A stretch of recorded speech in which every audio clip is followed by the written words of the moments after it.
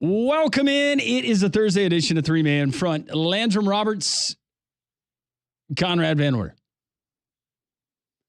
Pat Smith, Molly Robinson headed to the great state of Mississippi. Pat trying to go and revisit his roots and educate Molly in the process as they head to Tupelo.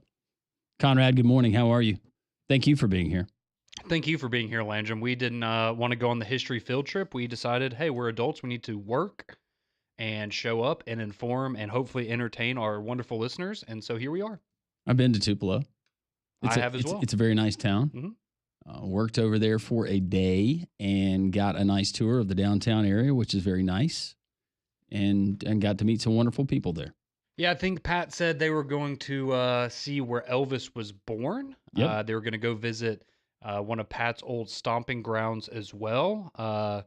Maybe some local watering holes as well. I'm sure Pat will go try to find somewhere to fire in on the Cardinals game tonight, something like that. But maybe you can take Molly to where the original TG&Y was, an old store. Yes. In Tupelo. And, of course, many gas station stops, as we talked about yesterday, for the Kool-Aid Pickle and other fun Mississippi conveniences. Right? And maybe Buc-ee's on the way if there's time. Buc-ee's, yeah. Or on the way back. Pat and Molly are going to be back tomorrow. We got a lot to talk about today. Yesterday, out at Greystone, of course, we had the Pro-Am and the Who's Who. It's been going on here for, 3 decades now. That I was just talking to G-Mac in the hall and coming down, asked him how he hit it. He said he played really well. Actually, had 3 birdies, shot a 76. Yeah. You saying that he fudged on his scorecard? Come on, maybe a little bit. It would be tough to do out there, right? You think so? You're surrounded by a lot of competitive people, you would guess. Yeah, but once you get, I guess away from the crowd on that part of the course, maybe you could have a little, and who knows, maybe they just had a friendly little agreement. I would think that he had a big following though, right? I would think so as well. Yeah. I mean, he told me this morning that he was hitting them well, and then he said 76, and I went, that's a pretty good day for you. That's a all-timer kind of day for me. I don't know if I'll ever shoot a 76. So hey, 76 in front of a gallery, that's pretty impressive. First tee box would be the toughest for me. Absolutely. It generally is. Yeah. But first tee box jitters, people, children, women lined up on both sides. Mm-hmm. My biggest fear would just be the shank. And that would be a good question, for some of these coaches out there, like, when you see Kirby Smart or Kalen DeBoer or Hugh Freeze out there on the first tee box, is that more nerve-wracking for them than, walking out into Jordan Hare before a big game during football season? Just because all the eyes are strictly on you and everybody's waiting to see if you're going to have a good shot, if you're going to make a mess up early on and kind of set the tone for the day. So I'd be interested. I feel like that's one of those things that probably still gets to those kinds of guys. Talking to some of these folks in the past, they've said, most of them have said yes. It absolutely grabs your attention, almost takes your breath away a little bit. Now, if you've been playing in it for that long, you play a lot of these programs, probably not the case. I did see some of the swings, though, from yesterday that were put out by multiple media outlets, and they were comparing the swings. First of all, let me say Charles Barkley's swing, much better. It did look better. Much better. You're right. It did look better. Saban, fundamental golf swing. Yes. DeBoer's could use some work, I think. Yeah. Hugh Freeze, by the way, a little bit of an inside-out swing. Mm-hmm. He's got it's not quite Jim Furyk, but a little bit of an inside-out. Nate Oates. I did not see Nate Oates. Does he have a clean swing? Well, when he says 100's the number, that he's in basketball, 100's the number, and in his golf game, 100's the number. That kind of tells you that Nate is not spending a whole lot of time on the range or playing. I respect that. That's about where I'm at out there on the course. If I'm under 100, I had a good day. Also, some very interesting comments from Nick Saban. We're going to hear those. Charles Barkley and others. We got a lot that we're going to get to today. Of course, we still have the House settlement. You have the objectors versus the attorneys, and now the objectors and their response saying, Conrad, that scholarship spots were never a guarantee. And now you have the rest of college athletics, coaches alike, that are weighing in and saying, even Greg Sankey, let's get this thing done. What are we doing here? And then you have attorneys saying, hey, now because of these little minute issues that people are still objecting to, it's going to blow this whole thing up that everybody has settled and everybody has been ready to move on. I will say the one, and it's not a good thing, but I hope a takeaway that a lot of people have from something like this is you can recognize how this seems like a very simple situation, right? With the scholarships, let everybody that's on a roster right now maintain that eligibility, and then as we go, we slowly, over the next handful of years, you get down to whatever that number is, the 85, 105, whatever number you want it to be. But it's a process of getting there instead of saying, hey, tough luck. Sorry, you were banking on being on this roster this year. Let's cut it out. But for this to be an issue that we all think it seems pretty plain and simple, clear cut how you're going to handle it, maybe this is a better way for people to view the NIL situation as a whole of if they're having this much trouble coming to an agreement on the scholarship numbers, it kind of tells you why we've been in the situation we have with NIL for these past few years. Because if we can't figure out something as simple as this with the scholarships, we have no hope in hell of figuring out the NIL and portal situation and getting, a grip on that. Meanwhile, individual states, they're being very proactive. Some of them are when it comes to the NIL landscape and the uncertainty in the future when this thing finally does get settled. State of Louisiana yesterday, and Governor Landry signs it into law. And it's a bill, and to summarize it, it has to do with NIL and making it advantageous for the state of Louisiana and participating student athletes from member institutions within that state to be protected from outside entities that wish to penalize any of these athletes or the schools for compensation that comes directly from protecting Louisiana post-secondary institutions from adverse action by the NCAA, athletic conferences, or other governing bodies if they facilitate or offer NIL compensation to student athletes. Also, prohibiting the use of state-allocated funds for such compensation. That's probably a good idea. Yeah, I would agree with that. You don't want money for roads going to a five-star linebacker. Well, some people would say yes. Yeah. Generally not. I'm an LSU fan, but I don't live in the state, and I don't care. Yeah. The order remains in effect until the earlier of two events, the enactment of relevant federal NIL legislation or the effective date of the proposed NIL settlement. So basically, I guess in layman's terms, schools in Louisiana can now directly pay their athletes through NIL, right? You don't have to go through go through the loopholes that don't really exist. You don't have to go through the extra steps. Yes, even though... let's go ahead and let's get your deal done. Correct. Here's our slush fund that we've been keeping here. This will affect different schools differently. It will definitely affect schools differently within that state. There are schools this morning in that state that are going, okay, well, great. Well, this doesn't change anything for us. It's a Thursday. Well, and as we've talked about with Louisiana as a whole, LSU is, they're the school in that state. There are other programs, but it's not like an Alabama and Auburn situation, right? Or even a Georgia and Georgia Tech type situation.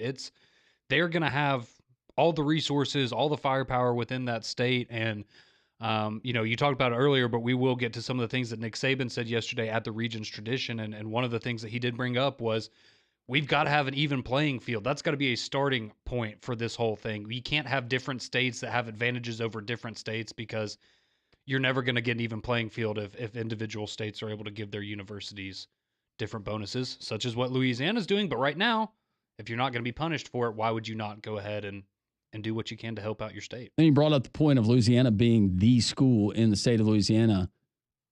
Missouri, same thing. Now, they've had some stuff that they have passed through legislation, but them being kind of the school there in that state, maybe that makes it easier. But it does beg the question, why in this state have we not been maybe a little bit more proactive? I see that we just signed a bill into law yesterday.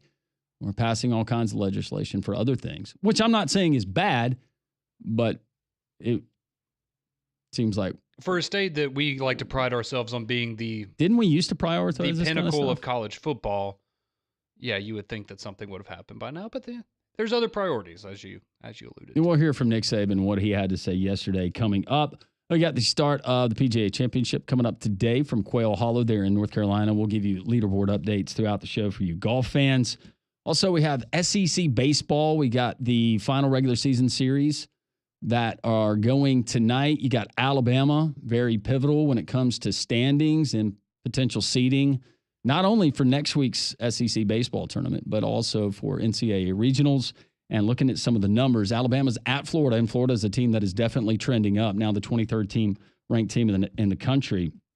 But I saw where Baseball America and D1 baseball, they've got Alabama as one of those top 16 seeds, so they would host a first round or a regional. They'd be one of the regional sites. Auburn, meanwhile, they're going to take on Ole Miss in Oxford. Auburn, the 6th-ranked team in the country.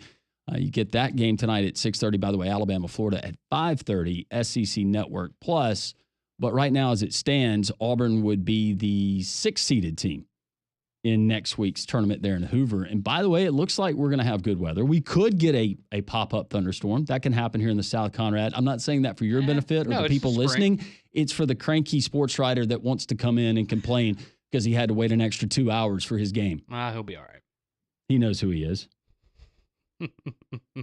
If the season ended today, you would have Texas as your top seed, Arkansas, LSU, Vanderbilt, Georgia, and Auburn, Alabama, and Tennessee. Tennessee would be 7, Alabama would be 8. So what would that mean?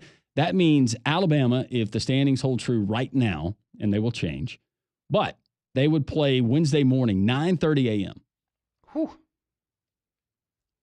Sorry, I guess I'm going to be sick that day. I won't be able to join you on the show. I apologize. We have that on tape. They would play the winner of Ole Miss and Missouri. Okay. Well, yeah, you'd definitely rather see Missouri than Ole Miss, but yeah, that'd be great. If Auburn remains the 6th seed, they would play Wednesday night at 8 p.m. So you would have Alabama starting the day at 9:30 a.m. Auburn would play at 8 p.m. Wink, wink. More like 8:30, 8:45, 9 o'clock. Uh-huh. And they would play the winner of Florida and Texas A&M. Whew, okay. That'd be a very good matchup. matchup. Format, it kind of changes things a little bit. Single elimination. Well, it also changes things when you have so many good teams in the Southeastern Conference. Yeah, I mean, even a Save team. Missouri. Again, I was about to say save Missouri, even though they just swept Texas A&M over the weekend. So, yeah, we got that. A little bit of that to talk about as well. We'll take your texts, your phone calls throughout the course of the show. We got our over-under, FanDuel, and other outlets. They have released the over-under season totals. And Conrad, that's part of our 3-man front Twitter poll question of the day. That would be correct, Landrum. So you can go vote as we put these up each and every day at 3-man front on Twitter. And our question today, which SEC team is most likely to go over its projected win total for the upcoming season? So we give you 4 options. Alabama, they are at 9.5 projected wins. Florida at 6.5, Auburn at 7.5, and LSU at 8.5. And the way that the voting is right now, about 150 of you have chimed in already. Alabama leading the way with 41% of the vote. So 41% of you think Alabama is going to win at least 10 games this season. Florida comes next at 26%. Auburn in third with 21%. So 21% of you think Auburn is going to win at least 8 games this year. And then LSU comes in at last place. So a little surprised, honestly. I mean, I know we have a lot of, obviously a lot of Alabama loyal listeners, but I was surprised that they're in the lead, as large of a lead as they are right now, just because some of those numbers are pretty low. Like I think Auburn's, for example, I think 7.5. I'd be all over the over on. We're going to give our bona fide locks. Yes. From the SEC. And you can chime in as well when we do that. But I've selected a few that I think are can't miss.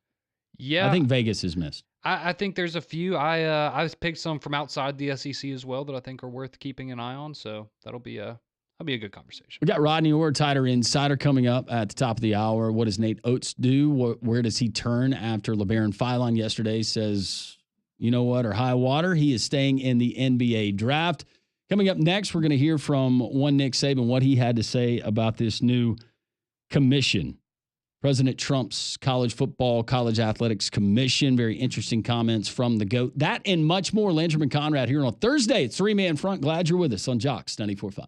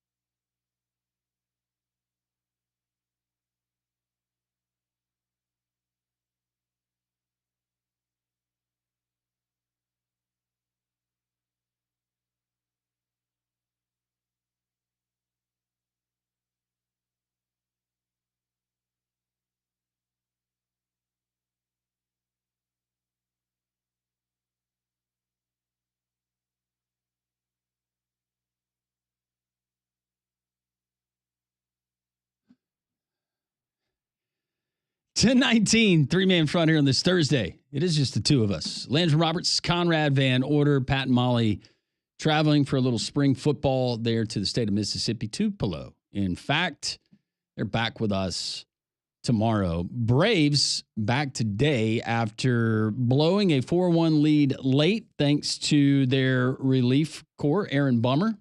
He's been a bummer for most of his Atlanta career after coming in and probably getting too much money.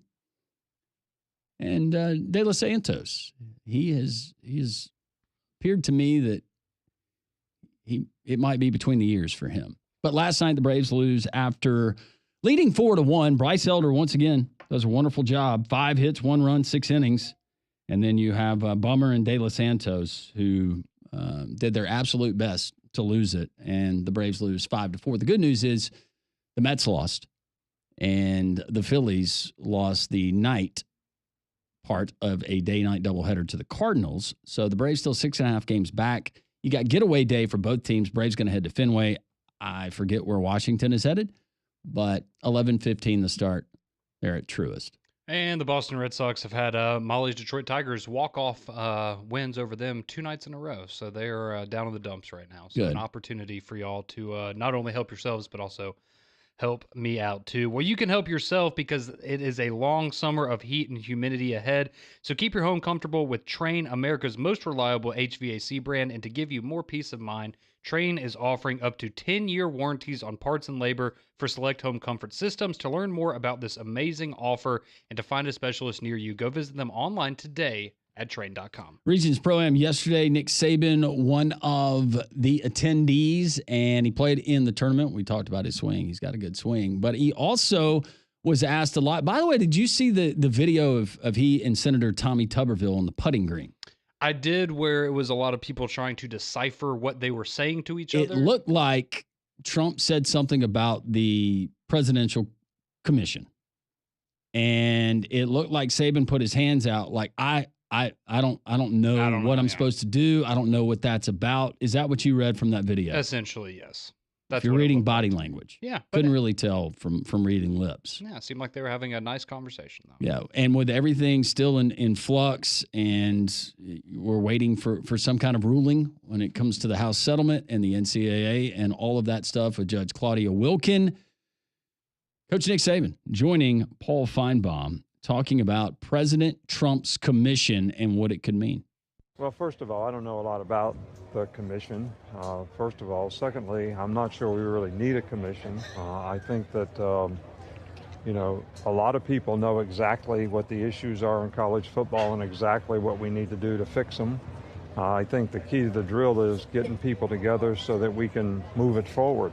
So, I'm not opposed to players making money. I don't want anybody to think that. I just think the system that we're, the way it's going right now, it's not sustainable and probably not in the best interest of the student athletes across the board or the game itself. So I think we need to protect the brand and the competitive advantages and disadvantages that are being created right now. And I think we can fix all that. But I think we know how to do it. And I think not just me, but a lot of people, we just got to get everybody together to do it. Whether you really went looking for this or not, and I know you didn't, you are now, at least media-wise, the center of attention at the absolute nadir of this conversation. If you could implement changes, where would you start? Well, I think, first of all, the way all this started was, when President Trump spoke at, commencement at Alabama. He said, all my friends are saying college football is really messed up. Let's get together so I can figure out, or we can figure out, how to fix it. And so that's how this all got started. But, I really don't want to get into the implementation of, what I would do. I think, the first thing is everybody's got a different state law, which creates advantages and disadvantages, and everybody's trying to create advantages. So you probably need an interstate commerce type something that gets it all there. I don't think it's in the best interest of the players to necessarily be employees. And I think authentic name, image, and likeness is good for players, but I don't think pay for play is necessarily what we want. So, I mean, what is college? We all went to college to create value for our future. And, I think we want to keep, some semblance of that in terms of guys becoming and developing as people and students and developing a career off the field as well as developing the ability to play at the next level. So we got to have a system that enhances all three of those. Okay. I agree with most of what Coach Nick Saban said when he said, I don't know if we need a commission. Well, apparently you do need a commission because you see how many are there at the federal level out of D.C. That's the only way that you get lawmakers, Congress, Senate. That's the only way you get their attention is with a commission, having a formal commission with respected people. I don't know who all will be on this commission. We know of at least two being on there. And then that opens up the ears, apparently. So that kind of gets you in the game. I agree. It does seem like you have enough well-intentioned people that have been around college athletics, whether coaches, administrators, former players, student athletes, all of that could come up with a solution. But feels like we need to organize it a little bit and then go from there.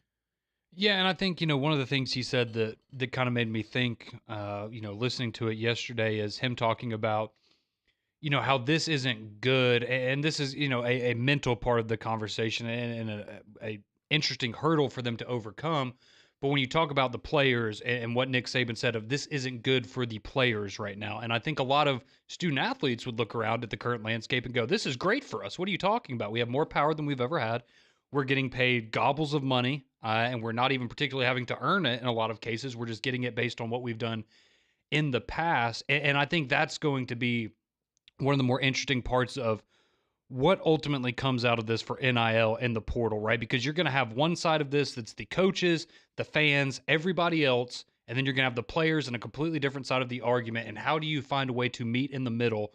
Because like Nick Saban said, I think a lot of us are perfectly fine with players getting paid. I have no problem with you getting paid if you're a college athlete. I think there just needs to be a limit on it and getting closer to what it was when it initially came out of, hey, mom and pop shop down on the corner wants you to do a commercial for them and things like that. So that is just such a fascinating part of this to me is how do you convince the student athletes, and it's kind of like putting the genie back in the bottle, which we've said is essentially impossible, but how do you find a way to keep them happy while also keeping the coaches, the fans, the administrators, all of them happy because they're on just complete opposite sides of this right now. And again, like we said yesterday, I'm glad that there's people that know how to fix it. I just wish he would tell us who they were so we could get in communication with them and get them in a room together. Well, if the House bill and what's going on with Judge Claudia Wilkin, she's just a presiding judge. She didn't create this, and she's just having to rule on it. But if that's any indication of how this is going to go, or when it comes to people getting together in Dallas or in wherever, Chicago, that are athletic directors that make decisions to decide on a college football playoff format, then it's going to be tough going. This is not going to be cut and dry. And can we ever get everyone on the same page where everyone signs off on it? I don't want to be a pessimist. I think it needs to happen. Absolutely. I want it to happen tomorrow. But I think it's far-fetched, and it's, in my opinion, it only gets crazier and becomes more upside down here in the next 5 years. Well, and the reality is both sides are going to have to recognize that they're both going to have to make concessions in order to meet in the middle, right? They're going to have to accept that they're not going to get everything they want, whether you're on the coaching and administration side or you're on the student athlete side. In order for this to work, both sides are going to have to give things up for the greater good. It's just a matter of what are those things that they are willing to give up and how do you get to that point? Because right now it's like, two rocks just bashing up against each other. No one wants to give any leeway, and I understand that for now, but you can only be stubborn for so long. Eventually someone's going to have to wave the white flag a little bit and go, hey, let's have a conversation about this. What are some things that we maybe, we really like having that advantage right now, but maybe it's not a top priority for us because ultimately, we're focused on the health of the college game, not only football, but college athletics as a whole. We're talking decades into the future, right? Whereas a lot of these athletes, they say, man, after I'm out of here in 4 years, I don't care what y'all do. I just want to make sure that while I am a college athlete, I can take advantage of this to the fullest. And that's going to be difficult conversations that are going to have to be had. By the way, at the state level, and I just pulled this up. This is a state tracker, and this was updated in the early part of May this month of current NIL legislation. The states that have currently NIL legislation. Like what we saw in Louisiana this morning? Yes. Okay.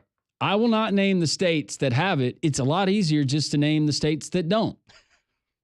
Alaska, Idaho, Wyoming, North Dakota, South Dakota, Rhode Island, Vermont, Delaware, West Virginia, Indiana. Did I say Kansas? Not yet. Kansas. Alabama, Hawaii. Okay, so 4 of those are a little surprising. The Indianas, West Virginias, Alabamas of Iowa. the world. Iowa. Wisconsin. Yeah. Okay, so 5. Those are the ones that I circled. Yes, and I mean, let's be honest. I don't think I'm not expecting Delaware to come out with any monumental NIL bill in the near future. No.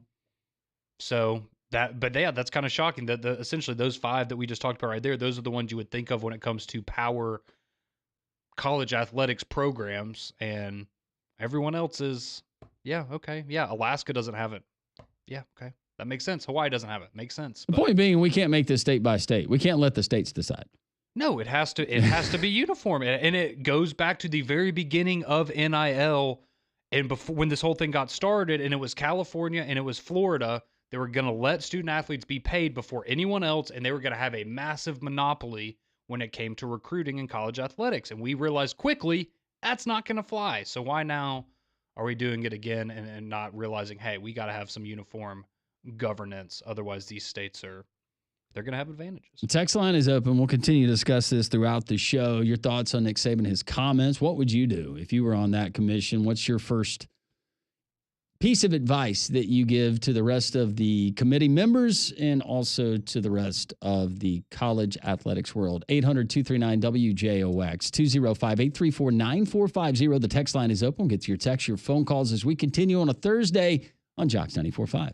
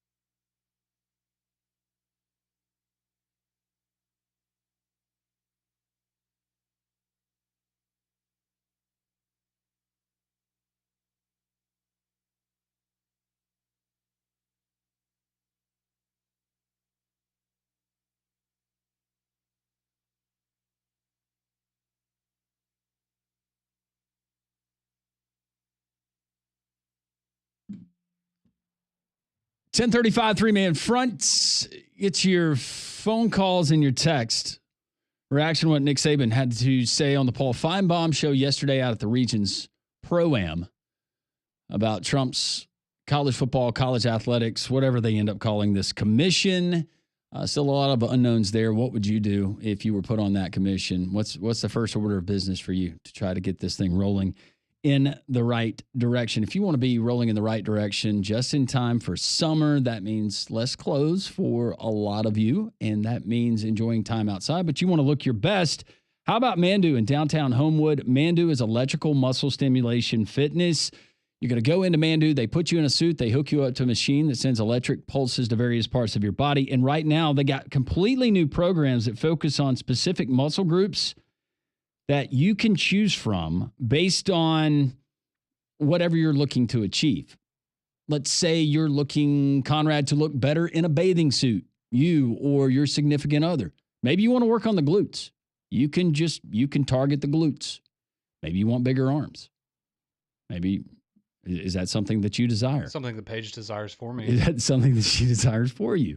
Well, we can work on that as well. Whatever you're looking to do, they get tailor-made programs that they have just launched, and clients are loving them. So you can get into Mandu today. Your first visit is free. They'll put you through the workout. By the way, the workout is 15 minutes. That's right, 15 minutes. You don't exceed 15 minutes. 15 minutes because of that technology is equivalent to 6 to 8 hours in a gym. Just try it. It's free to try. You can try it and see if you like it. I can guarantee that you're going to get results. Mandu in downtown Homewood, MANDUU.com. Tell Paul and the gang that Landrum from Jocks 94.5 sent you. Talking a lot about NIL, what it means, the future of college athletics, all of that big ball of wax. Larry, welcome in a three-man front. How are you? Hey, guys, I always love the show while I'm on the road. But I wanted to ask a question. I don't think it's a stupid question, but I want to ask you guys your insight on this. My third daughter got an academic scholarship and got her master's at Auburn and Montgomery. But when it comes to athletics, in reference to scholarships, is that considered quote unquote a contract or not? I'm just wondering, guys. I thought it was. I know that's yes, I thought it was considered a contract. And remember when there was so much scuttlebutt about 1 year contracts, year to year contracts, and then guaranteeing 3 or 4 years, and that was the recruiting pitch for some of these schools when they went and recruited high school athletes. I don't know where it stands now, but I think it is contract. Well, I'm just saying, based on performance, based on grades in school and things of that nature, you got to comply with all that, or else you're no longer involved with the school or out of that scholarship or whatever. But that's the big legal technicality that I've always wondered, because everybody knows the way the portal is. It's like free basket turnover, and how many thousands of athletes are moving everywhere, wherever they want to go, what time they want to go, or whatever the case may be. But that's the one thing that sticks out. I mean, obviously, what Coach Saban had mentioned about, he didn't mind, none of us mind the guys being paid, but it's just getting out of hand, so to speak. But I just wanted to throw that out there, guys. I love your show. Thanks, guys. Appreciate you calling in, Larry. Yeah, no, I guess if you're asking if in the world of, would that make them an employee you got a scholarship, of the didn't you? university? Yeah, I did. And so, to get that clear, that would not make them an employee of the university. I'm sure someone out there would try to make that argument, but no. But to what Larry was saying and what you're asking, so I got an academic scholarship to Alabama, and the way that it worked was essentially every year you would have to go. I mean, it wasn't an extensive process or anything, but you would have to meet certain benchmarks in order for your scholarship to renew, and you would be told, hey, your scholarship's been renewed. It hasn't been reviewed. You'd have to go and talk with with your advisor about it, or at least I did. I would go and talk to my advisor about it, and everything was always fine there. But they would let you know, hey, these are the benchmarks that you have to hit in order to keep this scholarship. And if you weren't hitting those, they would remind you, hey, you need a certain GPA, or you have to take a certain level of electives. Like I had to take for mine, I had to take more difficult courses than the traditional course load in some senses, because that's part of the scholarship rules, was you had to take some of the honors level classes instead of the basic level classes. And that is not part of the Landrum Roberts curriculum. I'll be honest, my communication, it wasn't hard. It wasn't very difficult. A lot of talking, honestly. Which is vital in communication. Yes, it is. But no, so it would be a vastly different experience, I'm sure, if you were, a biology major compared to what I went through. But That's how my scholarship worked. So it was just, yeah, you had to hit certain benchmarks, and every year it got renewed, and that was that, and they sent you a check. Was there ever, hey, I'm not sure my scholarship's going to get renewed? No, I was a very good student, believe it or not. No, I do believe that. I just didn't know if things change. No, and I don't know. So I know, for example, one of my friends, he had a sibling that got the same scholarship I did at Alabama, but she got it like she just graduated. So the time was almost 10 years difference. And she got the same scholarship I did, but in order to get the scholarship, she had to have much higher or a much better, I guess, college application than I did coming out of high school. So My little sister, she was on academic scholarship at Alabama. She's like 4 years older than you, 5 years older than you. And I love Alabama so much, but they kind of handed some of that stuff out like candy at one point in time. It was a little bit easier. You're saying my sister's not smart? No, I'm not saying She that. is. You have to be smart in order to, I mean, I had good grades and things like that, but it was just, I'm saying it was. She graduated from Alabama with a 4.1. It was, see, she beat me. What did you have? 3.8. But again, just saying the benchmarks for getting that academic aid and those scholarships is different now than it used to be. It used to be not as, it was still hard, but now you have to have like a 34 on the ACT, whereas I think when I went in, you had to have a 30. Good question, Larry. We'll continue with your questions. The phone lines, text lines are open. Top of the hour, we'll talk to Rodney Orr about everything Alabama. We'll ask him about the future of college athletics. Not only that, but where does Nate Oates go for that final roster spot? What does it look like? Which way is it trending? And a big-time high school recruit announces his decommitment, and Alabama is on the radar. We'll talk to Rodney about that at the top of the hour. Glad you're with us.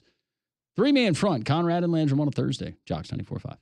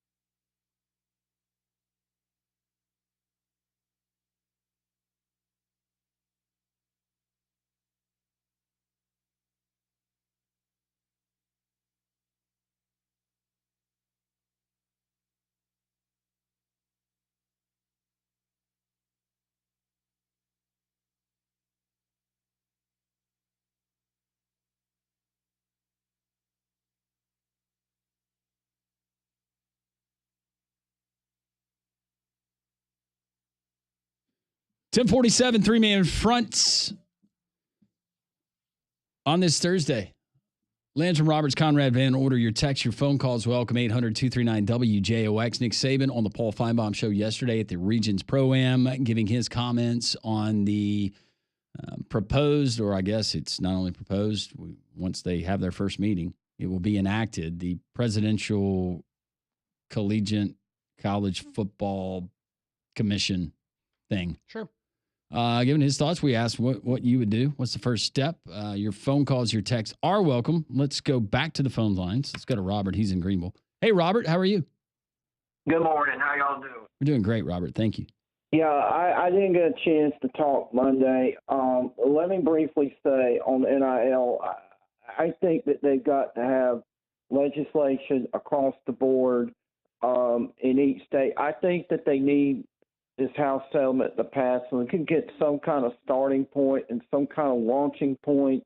They need to get everything in each state needs to be the same legislation, and as long as each state has different types of legislation, until Alabama has some kind of NIL legislation, it's going to continue to be this way, and I'm hoping that maybe the judge will green light this, pass it, approve it, and let's use this as a starting point to level things out. And as far as I was going to call Monday and talk about the Stallions.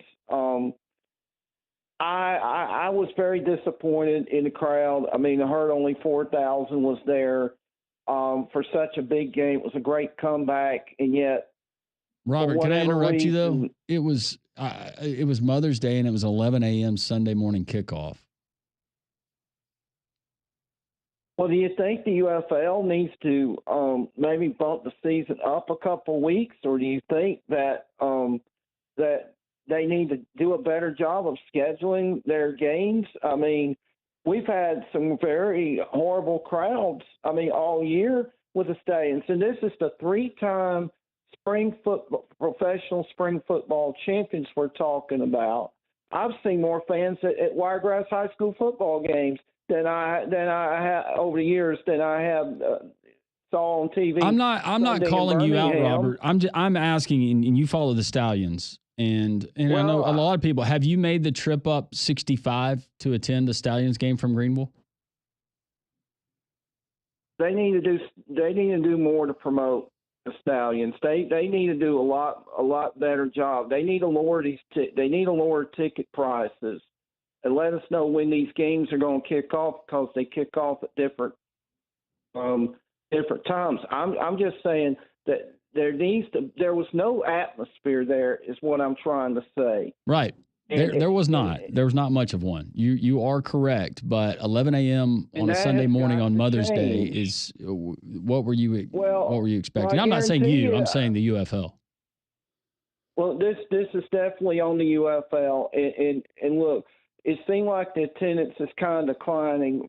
This is the fourth year now, and you would have thought that there'll be more excitement generated. I tell you what they need to do is they need to get more Alabama, Auburn, and SEC players and players that people can recognize, instead of going to Arlington like y'all were talking about this week. They train in Arlington and come to Birmingham. There's no connectivity whatsoever. Agree with all that. The fans and the players. And I know Skip Holtz is all a business, and I know he's all about winning championships, and that's great. But there's got to be some former Alabama, Auburn, or even Troy or UAB players or SEC players people could connect to. The only two players I recognize on that team are Deion Kane and the other Antoine Rogers. I remember seeing them play at Clemson a lot against Alabama, Auburn, and Troy. And I'm serious. Those are the only two players that I recognize. I saw Matt Wilson on this morning on Arizona Cardinals on Good Morning Football. Talking about the Arizona Cardinals schedule. I knew who Matt Wilson. I can name you more players on the Cardinals team than I can the Birmingham Saints. I knew Matt Wilson was because he's from Montgomery. Thank you, Robert, for the phone call. Yeah. Go ahead, Conrad. Well, I agreed with a number of things that he said there. I don't think if we're comparing, I know more players on an NFL team than this. Well, yeah, they're the NFL, right? Everybody, just about everybody can name more players on an NFL roster than a UFL roster. I agree with a lot of things he said. I don't think you can lower ticket price. They're $10. And I'm not saying that to be insensitive to anybody that can't afford that, but that's as cheap as you're going to get any sort of entertainment. That's cheaper than going to a movie, right? Is $10 for tickets. And, one thing that he did say that I think maybe it would help would be what he brought up with, well, we don't know when they're going to play in terms of consistency, right? If you had more of a consistent schedule, would that allow people maybe to schedule around that? I don't think it would make a significant difference, but I can understand his part of, well, I don't know if they're playing on Friday night, Saturday night, Sunday morning, Saturday morning, and I get that, but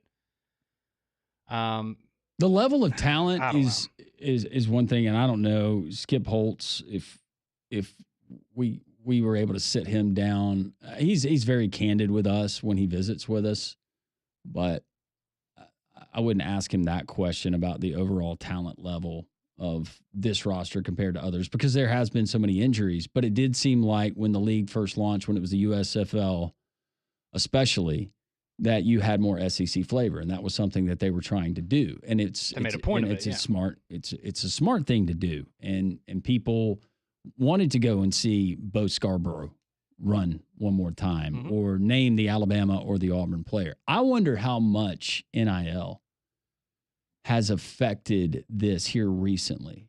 I'm just curious. I don't know if it has or not. I'm throwing stuff up against the wall because now you've got guys, whereas 4 years ago, they didn't have $500,000-$600,000 in some cases millions of dollars. They're going to go and some of these guys just love the game and they want to keep playing. But you're saying there's a lot of guys at $60,000. How many of those guys say, I want to go out there, I want to put that up there when I've got a nice little nest egg. I think I'm going to hang up the cleats and I'm going to do something else. The $62,000 a year doesn't entice me to go and play. And by the way, who am I playing with? Yeah, well, and I think that's another part of it too is, because I brought it up earlier in the week, is when you look at the last handful of years of the Stallions, and particularly the Stallions, but the whole league, right? Who are the people that have made the jump from the spring leagues to the NFL? It's been specialists, it's been kickers, it's been kick returners. And that's essentially it. Like, you've had other guys I know that have made practice squads and things like that. But I also wonder if we're getting to a point now where you have a large enough sample size and guys are going, okay, so this doesn't seem to be the pipeline to the NFL that we maybe thought it was going to be. And so you have some guys that are saying, well, do I really want to take my chances trying to make it to the big leagues again? Or do I just want to call it quits on football? I don't want to put my body through that anymore for a spring league that's probably not going to propel me into the NFL. So I do wonder if just over time, seeing the way that maybe hasn't panned out the way we thought it was, if that's a deterrent for some guys that maybe previously would have wanted to play and have that shot because they thought they had a better chance to go to the NFL. Well, speaking of this weekend in the UFL, you got some pretty intriguing games. According to our friends at FanDuel, Memphis and San Antonio, those are not great teams, but San Antonio, a 1.5 point favorite. St. Louis hosting Birmingham Saturday at noon. Giddy up. Battlehawks, a 0.5 point favorite right now. Battlehawks, a 0.5 point favorite? 0.5 point. Give me that all day. Giddy up, baby. And then Sunday, the 11 a.m. kickoff, not Mother's Day. Arlington taking on the DC Defenders. DC is a 2.5 point favorite. Okay. By the way, Houston is a 6.5 point dog at home to the Michigan Panthers. Those are some good. So you get the Michigan and San Antonio game, Memphis and San Antonio game out of the way because those are the two worst teams. Then all the other ones are going to should be very competitive. Some big news, not good news for Lincoln Riley and USC. A ESPN number 26 overall. Something like that. 5-star. 5-star linebacker from Gainesville, Georgia, Xavier Griffin. He says, hey, I'm out. I want to take visits. I want to see what else is out there. It's interesting that Alabama, Georgia, Texas, Florida State, among the schools that he would like to go and visit. One of those is not like the other. This is true. We'll talk to Rodney Orr about the prospects of Kalen DeBoer landing his services and much more, and what happens with Alabama basketball now that LeBaron Feiline has dug into the NBA draft. That's next.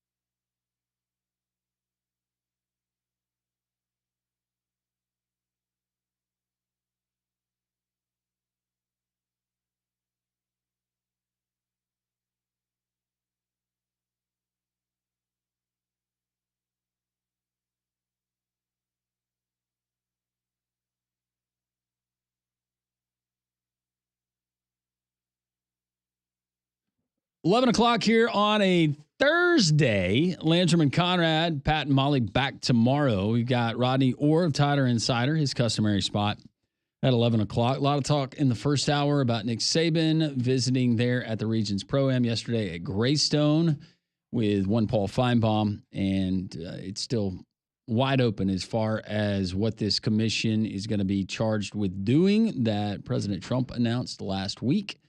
And what Nick Saban exactly would do. He, paraphrasing what Coach Saban said that he doesn't necessarily think that a commission is needed, that there are a lot of people that know exactly what is wrong and how to fix it, but knowing how to fix it and actually fixing it, two separate things. And a lot going on there, a lot to unpack. Rodney Orr of Tider Insider, our friend, joining us now on the Higginbotham Hotline. Rodney, how are you on this Thursday?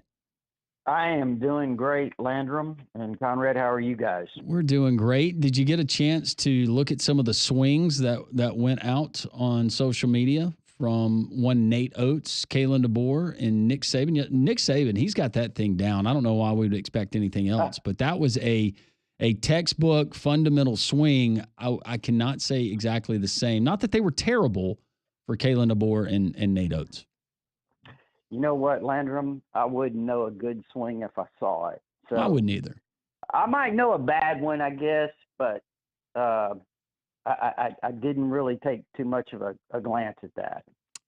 Yes, it was a fun day. But more importantly, Nick Saban and being asked by Paul Feinbaum on this presidential commission, and that's a lot of the feedback and discussion in the first hour, Rodney. I'm just curious, from your vantage point and the people you talk to through recruiting circles and transfer portal circles, what do you think is the first thing that Rodney Orr would address if he was put on that committee? Oh, man, that's man, you're asking this way over my head. Hey, look, I'm just looking for some rules and guidelines, right? I mean, I'm just looking for some something that everybody has to follow. It's just right now, Landerman, you know this, you and Conrad know this. I mean, it's just crazy out there. Tampering would be one thing, Rodney, that I would address. Tampering is certainly, but you knew this was coming. Sure. I mean, you knew when they started opening this up the way it was, the way recruiting already was, the contacts that had been and the relationships had already been developed with a bunch of different people in the recruiting process. And once this portal became a reality, you knew that this is what it was going to be. I mean, it was going to be the wild, wild west in that regard. So, that is something that you have to deal with, and something that you're going to have to somehow put some guidelines around. So, with the news we got this morning, Rodney, about the state of Louisiana, and they're passing a bill that essentially it's just allowing the universities there to negotiate directly with student athletes and contract their NIL dealings that way. So, Alabama is one of, because we listed all the states that don't have something like that in place. Alabama is one of them. Do you have any idea, Rodney, why the state of Alabama has not yet taken that jump? Are they just waiting for everyone else to do it? Is it something that you think we're not interested here in the state, or are we just waiting for those federal guidelines, kind of like you were talking about, just that universal governance to take care of that for us here in the state? I really think that's what it is. I mean, I think that's kind of what it is. I think there's a lot of places other than not just Alabama, but there are other places, other schools, like you said, the administrators that have been waiting on this to happen. And, hopefully we're now in the first step of that, or maybe beyond, I don't know, but hopefully we're moving in that direction very quickly to kind of get some of those universal guidelines that you're talking about. But I do believe what you said is true. I do believe it's been a little bit of waiting for that to happen. Rodney Orr, Tighter Insider, joining us on Three Man Front. All of our guests join us on the Higginbotham Hotline. Some big recruiting news, and I would love for you to tell us about Xavier Griffin, 5-star linebacker from the state of Georgia, Gainesville to be in fact. He had been a commitment to Lincoln Riley and the USC Trojans for some time. He announces his decommitment, and I see that he's already scheduled a visit to Alabama. What is the college football world going to be getting in Xavier Griffin, who looks very impressive physically, 6'4", 205-pound linebacker? Yeah, obviously he's extremely athletic. Some people think he's not only the number one linebacker in Georgia, maybe the number one linebacker in the country, although there are some in Georgia that think Tyler Atkinson might be better. But regardless of that, obviously Alabama's in there with Ohio State, Texas. Interestingly, he's going to visit Florida State as well. He likes Mike Norvell and their defensive staff quite a bit. So, he's supposed to take all those visits coming up. And I know that right after, he decommitted, from USC yesterday, the text I got was, hey, Alabama feels really, really good about its position with Xavier Griffin. So that'll be interesting. Jamarian Matthews, who played at Madison Sparkman last year, already committed to Alabama, a linebacker / defensive end type player who's transferring over to Gainesville, Georgia. They'll be teammates, playing for Josh Niblett. So that's something to really kind of keep an eye on. But no, that from what we hear, from what I've heard, again, on this end, is that Alabama feels pretty good about its position, really good about its position with Xavier Griffin. So we'll see, kind of how that unfolds. Obviously, you visit Texas and Ohio State. Those are going to be some real challenges there as well. So, Rodney, I want to ask you about somebody that is committed to Alabama right now, but if what I'm hearing is correct, and you can tell me right now, maybe a little bit of concern around this individual. That would be Jordan Edmonds, the 5-star defensive back, also from the state of Georgia. He's been committed to Alabama for some time now. I know he's also been pretty vocal about wanting to go and kind of be one of the spearheads of this recruiting class and getting other guys involved in Tuscaloosa. But now it looks like he might be taking a visit to Georgia. Am I correct on that, Rodney? Well, we'll see. I mean, it would not surprise me, obviously, being there in Georgia if that were to happen. You're right. He has been extremely vocal about his commitment to Alabama, that it's strong. But, look, Kirby and that coaching staff, what kind of recruiters they are. They do a fantastic job. So it's always something that you're concerned about. Here's the thing. You can look at one of Alabama's earlier commitments, an offensive lineman out of Georgia, out of the Atlanta area, Chris Booker. This guy that Alabama identified early, jumped on basically before most anyone else. He said he was 1,000% committed, and he may be. We'll see. But it does look like, there's obviously schools, Georgia being one of those now, that's making a strong, move towards him, for him. And so it'll be interesting to see. Does he give that a consideration? I mean, this recruiting now, you guys know. I mean, you get a commitment, you think it's solid, or you hope it is. But it really, it's just so crazy out there that I'm not really sure that there are a ton of solid commitments. So a quick follow-up for you there while we're talking about Georgia. So do you look at, because you're talking about Georgia with a couple of these guys here, do you look at this as, a situation that we had with Jackson Cantwell, the 5-star offensive tackle who goes to Miami earlier in the week? Do you look at this as, all right, well, now Georgia has a little bit of extra money to play around with, so now we're going to see them start cropping up with some of these official visits and maybe targeting some guys that they weren't previously because of that? Or do you feel like maybe this was always the plan all along? Because I have to feel like if you're Georgia, you probably have a couple $1 million left to play with now after missing out on a guy like Cantwell. Well, I mean, I think that, the two that we mentioned certainly have been targets there for Georgia's been mentioning them. I've mentioned with them for quite a while. So, I mean, there may be some truth to what you said, but I would really think that, to me, it's been something that they've wanted to target those two guys, Edmonds and Booker, for a while now. So I'm not really sure how much of that would be NIL related. But again, I think, too, that these upcoming visits, you look at Alabama's visitors list over the course of 4 weeks starting on May the 30th. They've got an impressive, list of prospects coming in. And it's really kind of the way this thing has changed. I mean, you're talking about close to 50 prospects, I think, that are scheduled for official visits in June. And it's going to be really interesting to see how that plays out. June and July, when those commitments start coming down, those are going to be two really crazy months, in this recruiting process. Rodney, switching over to basketball, LeBaron Philon comes out and he says that he is going to stay in the NBA draft no matter what. Nate Oates has got a final spot to fill, although yesterday, in paraphrasing what he said, he feels really good about the 10 that he's got. Where potentially could Nate Oates and that Alabama staff be going? Well, right now, I guess it might be still the guy that we've talked about earlier from Cal State Northridge. Keontae Jones could certainly be one of those. 6'6", wing player. People have kind of said he's a little bit like Herb Jones, in style of play. A guy that averaged like 11 points a game last year, I think, at Cal State, but Northridge. But yeah, I mean, that's the one that right now keeps popping up the most, the one that you hear the most about, that I've heard the most about. I know, obviously, a lot of people are saying, well, what about Boogie Flan? He comes out of the NBA draft. He's a true point guard, a guy that can score. He's a little bit like Colin Sexton in that regard. And, what about Bama there? And they are kind of getting some mention.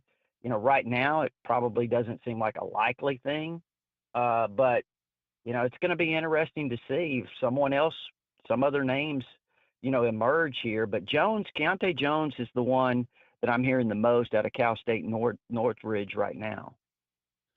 So with basketball, Rodney, and I know, we're talking about a couple of pieces left to put in place there for the final roster for the upcoming season. But, with the departure of guys like Mo Diabate, Jaren Stevenson, and others, not to mention the guys going to the NBA draft, would you view this as a successful offseason so far for Alabama basketball? Again, they could still go make a splash if they do get a guy like Boogie Fland. As unlikely as it may look based on what you're saying, that would be a huge splash. But how would you just kind of evaluate this offseason as a whole? Because I feel like it hasn't had that big kind of splash yet that you had maybe last year with a guy like LeBaron Philon flipping from Kansas or going and getting and outbidding North Carolina for the likes of a Cliff Amore. Yeah, I think certainly, at least on the surface, you're right. I mean, that's generally the feeling is, you've had some things go against you. You've missed out on a few players, maybe. You lost Phylon, as you mentioned. You lost some of those transfers. And I think Alabama fans certainly were expecting, Nate Oates to get out there and bring in some of the top names that they were expecting. Now, again, I mean, I think that based on some things I've heard that Nate Oates has said the group that he's got right now, and he feels like that this could be the best shooting player or team that he's had, based on the guys he's bringing in and how he feels about their skills. So it may appear that way, but we really don't know exactly. But on the surface, yes, I would agree with you. I think the general feeling is, hey, Alabama maybe in terms of the guys they brought in, they don't have that same kind of pop or glitz that the group last year did. All right, Rodney Orr from Tider Insider, spending a couple more minutes with us here on Three Man Front. My last question for you, Rodney, back to football quickly, because this was something that I know Kalen DeBoer briefly touched on yesterday, and we had heard about it in the spring, and that was Ryan Williams, and that he had gotten a little banged up, why we didn't see him at that spring practice that they did for A-Day. But it seems, based on some of his comments, maybe the injury was a little more serious than at least I was led to believe initially. It seems like he's going to be okay for the season, Rodney, but just what could you tell us about what that injury was for Ryan Williams and maybe how serious it was? Yeah, I know he was limited. I'm not really 100% sure on, the extent of it and what exactly it was, but, and I did not see DeBoer's comments, I hate to say, but look, I knew he was being held out for a reason, and I'm not really sure, again, the extent of it, but I do know that he's expected to be, 100% come August. And I think that obviously with Jeremy Bernard, I think this wide receiver group with Isaiah Horton, the spring that he had, he added a lot of big plays in the scrimmages that they had and practices. I think that's a group, and we had a piece on TiderInsider.com just a few days ago about the wide receiver group and how much improvement I expect to see from them, this group as a whole. So, that's an area that I think is a real strength, and obviously I think Ryan will be a key part of that, and I think he's going to be fully healthy come August. Rodney Orr, Tider Insider. You can follow him on X at Tider Insider. Rodney, we always appreciate the time, my friend. Thank you so much, and we'll talk to you next week. Okay, guys. Appreciate it. Rodney Orr, Tider Insider on the Higginbotham Hotline. You deserve solutions that are built for you. Higginbotham is your one-source solution for insurance, financial, and HR services. Another bill has been introduced in another state. You're not going to believe what this particular member in that state is proposing. We'll tell you next. Three Man Front and Jocks, 94.5.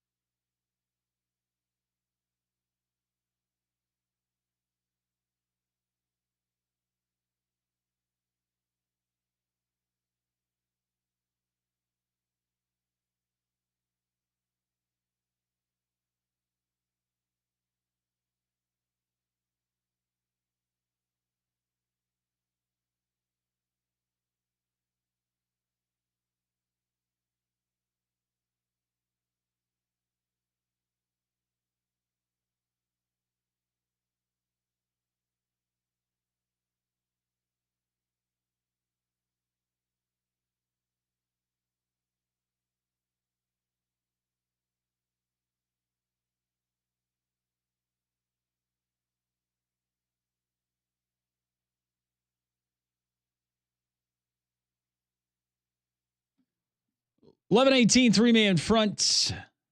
Great visit with Tighter Insider's Rodney Orr. Talking a little recruiting. Xavier Griffin, 5-star linebacker, setting up visits. One is going to be to Alabama after decommitting from USC. He is ranked by ESPN in their top 300. In fact, ranked as the number 29 overall player. Rodney Orr going a little more in depth on Xavier Griffin and what that could mean. You can find all of that, all of our guest interviews and contents of the show every single day at JocksFM.com, the Jocks 94.5 app, and the Three-Man Front podcast. Told you we've seen some interesting bills that have been introduced by different members of the House in certain states. Mm-hmm.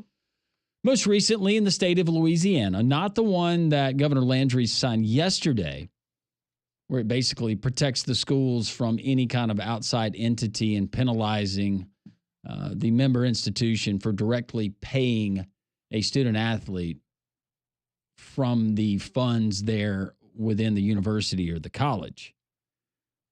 We did have a bill that was introduced by a Louisiana lawmaker, if you remember this, Conrad, and it was only night games at Tiger Stadium in September. I do remember that. You already have laws that are on the books in Arizona, I believe, and it prevents against heat, and you would understand that. And it gets really hot in Louisiana. Heck, it gets hot here in the deep South, especially if you have an afternoon game. But how about this? The Ohio State University. Yeah, you could never have guessed that this would be coming out of the state of Ohio. So fitting that it's them, yeah. Tex Fisher, a state representative, who we decided looks like a skinnier T-Bob Hebert. He looks like a skinnier T-Bob Hebert.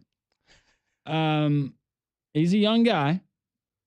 Obviously, the voters there in the state of Ohio, they trusted him. They elected him. Looks like he just rolled out of bed. He's a young buck. Yeah. He has presented a bill that is designed to almost entirely end noon kickoffs for Ohio State. Wait, for the whole Big Ten? Just for Ohio State. Oh, just for them. Okay. Just for Ohio State. Just for them. Okay, just making sure. Yeah. We're being selfish again. Okay. Yep. Outside of the rivalry game with Michigan, which is traditionally played at noon Eastern time, it would prevent a game from beginning before 3:30 when a state university is involved. The other way to get a noon kick banned in the state of Ohio, according to this bill, is if both teams are ranked in the top 10 of the AP poll. Violating this law would incur a $10 million fine against the host team's conference or the television network, depending on who scheduled the game. On top of that, no state university would be allowed to associate with the NCAA, a conference, or a network that may compel a school to schedule a noon kickoff. So nobody told this guy that the Big Ten and Kevin Warren negotiated this exact television deal with Fox, knowing that their big game was always going to be the 11 a.m. kickoff. They knew that's what this was, and they signed up for it. I don't know what's going on in the state of Ohio today, but is everything a $10 million fine? My question is, Tex, is everything buttoned up so you're just trying to find other things to cross the T and dot the I on? This absolutely screams busy work, because there's no way that you could have thought about this for more than 30 seconds and not realized how asinine that is. What would you, though, Conrad, if you're a representative, if you have a bill in the state of Alabama and you're going to fashion it a lot like this one, what do you introduce? Like, what would be the parameters to eliminate 11 a.m. kickoffs? It doesn't have to be 11 a.m. kickoffs. Just anything. Just what would I want to do? Ooh, that is a good question. I'm not a big fan of the 11 a.m. kickoffs, but it is a part of the sport. I don't even know. I can't even think of something as ridiculous as that I would want to enact. I don't hate the 11 a.m. kickoff staring into the sun in September in the state of Alabama. Not great. But maybe if I was going to do anything, it would limit the amount of lettuce games that you can play. And what do we consider lettuce? Okay, yeah. See, like within a 4-year period. I think that's a good one. Or for example, you have to play, okay, let's say we stick with the 8-game conference schedule. You have to play 2 of your non-conference games have to be against Power 5 competition or Power 4 competition. Something like that. But I think that's a more reasonable request, right? Like, I think that's something people would maybe rally around a little bit. This one is... this is get my name out there because there is no way that this thing passes. Well, this is one of those, hey, when I come up for re-election, remember, I'm the guy that tried to get rid of the 11 a.m. kickoffs. I was trying to help you out. We had representatives from the state of Florida. Remember the bill that they introduced that I thought it was a pretty good idea. It was going to serve as a deterrent for people storming the court, storming the field. If you entered the area of play that was prohibited, then you would actually serve jail time and have a pretty extensive fine. Mm-hmm. Can understand that. I can. I love the idea that this guy thinks you should fine the Big Ten and Fox because of the contract that they agreed to years ago with the media rights deal. Like, this is already a signed contract that the Big Ten agreed to, and they were stuck with it until 2031 or whenever the deal comes up. So last season, the Buckeyes had 7 games at noon. I have a very easy solution for them, actually. When you think Big Ten, do you not think noon? I do. You could also just start sucking at football, and they're not going to put you at 11 a.m. anymore. So if Ohio State wants to take a year off, go 7-5, maybe they'll put you at 2:30. Maybe this just gets their attention when it comes to scheduling, that the state of Ohio and Ohio State fans are unhappy about the early games. Here's my other thing. I don't mind the early games as a fan. No, I enjoy the early. Now, if I'm sitting here in the sun and I'm watching you play a team that you have no business playing, yeah, that's bothersome, but it frees up the rest of your day. And I also, I understand Ohio State has a huge following, a huge fan base. They're going to be just fine in terms of, how many people are going to watch their games regardless.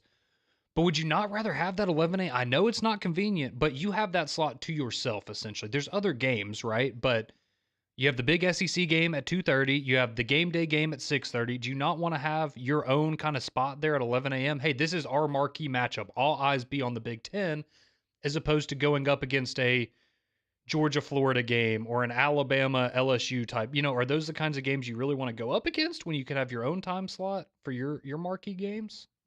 I feel like you would want the eyeballs on you. Selfishly, for doing what I do and being on part of a broadcast crew for a team, whether we're at home or on the road, I love the early game. I love the early game because that means we're in, we're out, we're on the road, we're back on a plane, we're back here at a decent time. I can catch the primetime game. Yep. I don't hate that. Now, there are some games, some certain venues, like traveling to Knoxville this year, going to Neyland. That'd be cool if it was at night. If it's not, no big deal. Going to Sanford Stadium at night, we went over there a couple of years ago to play Georgia. That was fun. LSU at night was fun, even though it was cold and miserable. It was a game in Tiger Stadium at night. I don't hate it, but maybe this is more just a, hey, look at me. And look, if he had written in there instead of, hey, let's find, the Big Ten and the television network $10 million, if he had written in there, every time this happens, we're going to send a fine for $100,000 to the desk of Kevin Warren at the Chicago Bears, I can get behind that. That's funny, right? But this is, there's one person you can be mad at, and it is Kevin Warren. And he is the one that agreed to this, and he is the one that signed off on this. But it's not the craziest thing we've seen. How many trademarks, the word the? Oh, yeah.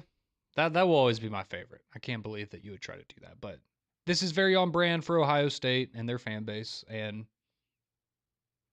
it is what it is. Text line is open, and a lot of you are responding to this and other things. 205-834-9450. We will get to your text. Phone lines are open as well. It's three-man front on a Thursday. Jocks 94.5.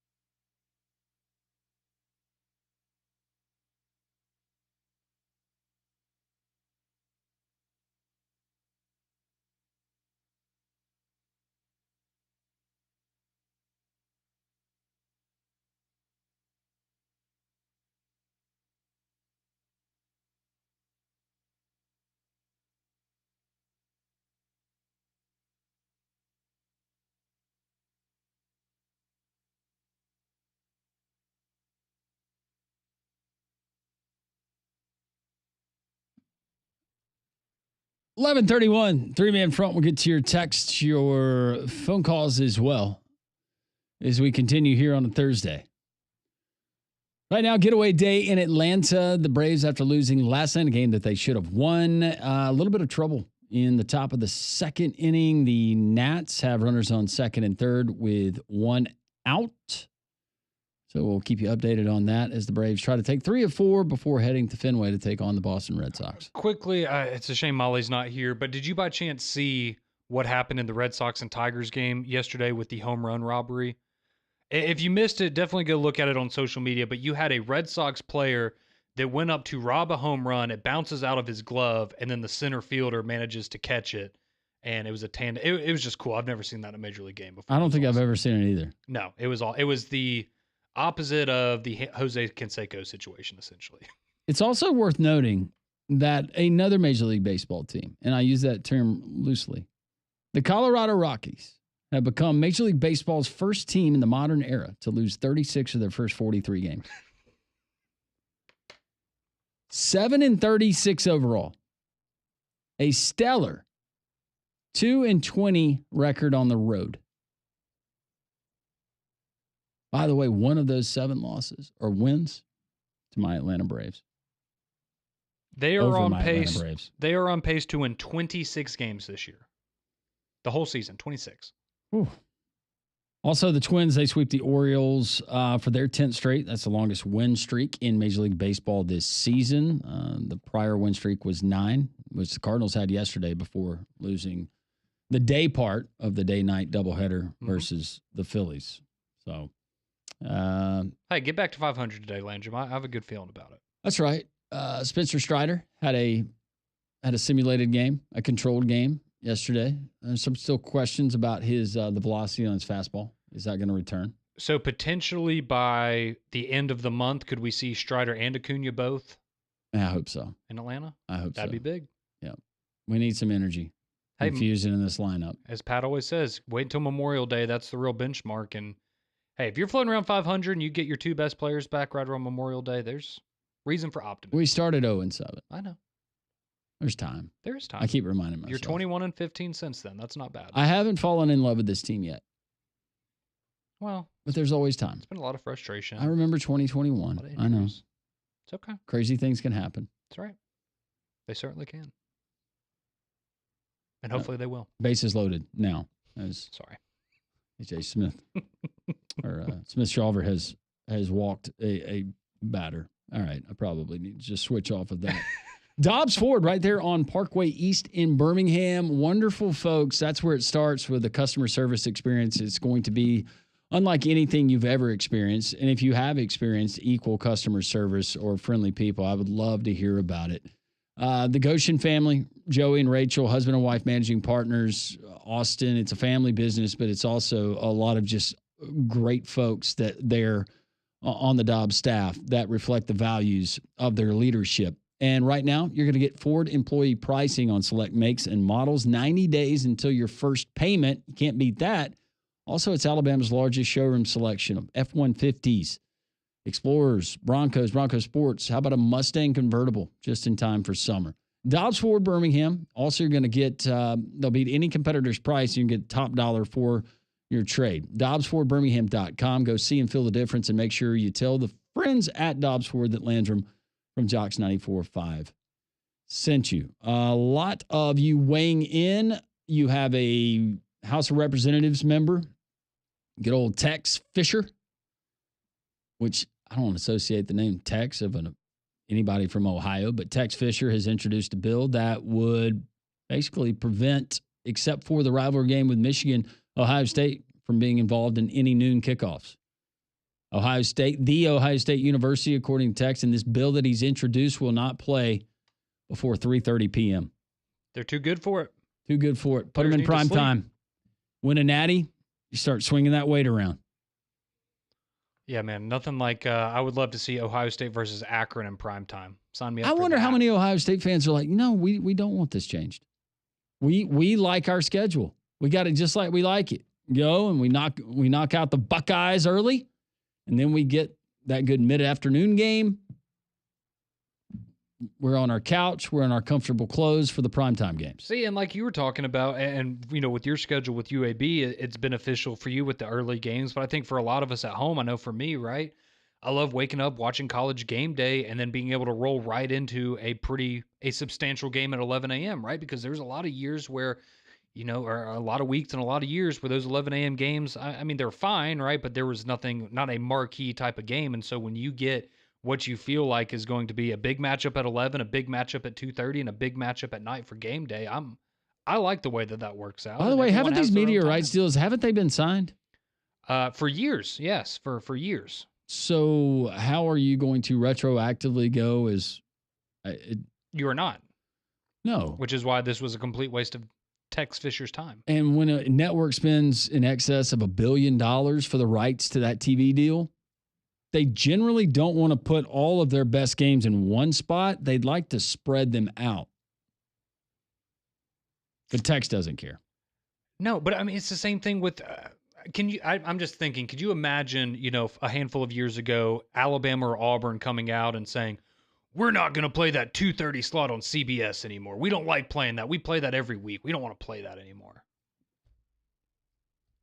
Like it's absurd, and I understand it's 11 a.m., so it's different. If there's ever been a time, Conrad, to introduce legislation or a bill, this is the time. Might as well. Everybody's doing it, right? Yeah, I'm just glad I'm not an Ohio taxpayer paying for Texas. And to be fair, this is a whole lot more fun to even discuss, even as absurd as it seems, than what's going on in Judge Claudia Wilkins' courtroom. Just about everything is more enjoyable to talk about than that, yes. Yeah. 205-834-9450. We'll take you to the Jocks text line. We appreciate all of your interaction, your responses every single day. This one coming from the state of Mississippi. This listener texts, Ohio State keeps proving why they are the softest fan base with this and the flag planting. Oh, yeah, the flag planting. That was funny. Yeah, no, Oh, that's right. There was a bill introduced on that too. They are one of the more, they are one of the more sensitive fan bases. Most certainly. But hey, you can still hang your hat. You won a national championship. You're the defending champions. Enjoy that. That's it. For now. Bobby says this whole thing about Ohio State not playing at noon is why Ohio State doesn't ever need to win a natty. First, they tried to claim the greatest team ever, and now this. The Big Ten should test it, make them have a noon kickoff for every conference game. They had a run of 6 straight last year to close the season. That included Michigan, which would stay according to this bill, but because that's traditionally when it's played. And I understand. Look, I like get that it. idea though, Bobby. You want the night games, and I understand. But again, be mad at Kevin Warren. He's the one that signed this deal. And again, if you want to play later, just don't be so good. Jody, listening on the app for the great state of Oklahoma, he says Oklahoma fans were on the brink of wanting a law against 11 a.m. kickoffs before leaving the Big 12. We had 7 11 a.m. kickoffs our last year in the Big 12. Leaving behind so many 11 a.m. kickoffs was a big motivator for OU fans to go to the SEC. Okay, so maybe you need to pass a bill or try to pass some legislation that limits the number of 11 a.m. kickoffs you have, right? Instead of just outright banning them or getting a $10 million fine to the conference. Jody adds 11 a.m. kickoffs are fine if you get 1 or 2 a season, but it sucks to have to get up at 5 a.m. for every game, travel, and tailgate week after week. I understand that. And it clearly affects the people actually attending the game much more than us at home. So, yeah. This is true.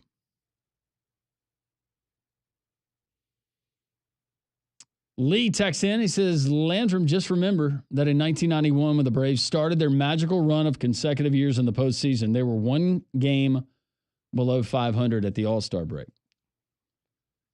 Yeah, man. Just remember the Nationals a few years ago. Oh, remember the Braves from 2021. Yeah. I fear with this team. You just don't feel it yet. No, I don't. Guys that we should be counting on to perform are not performing. Now, there's some injuries this year, and last year injuries just kept piling up. But now it's been a combination of below average play from the guys who are healthy. Well, I mean, your bright spots so far have been Price Schwelly. I know he's had a couple bumps in the road. Drake Baldwin has been one of the biggest bright spots. Drake Baldwin. But in terms of the guys that I guess Shortstop is a problem. depend you on, got Nick Riley and Allen. Ozuna are probably the only two that God have love him, Nick Allen. moved up. Yeah. Almost cost y'all the other night. Looks like a guy that I don't want to insult that profession.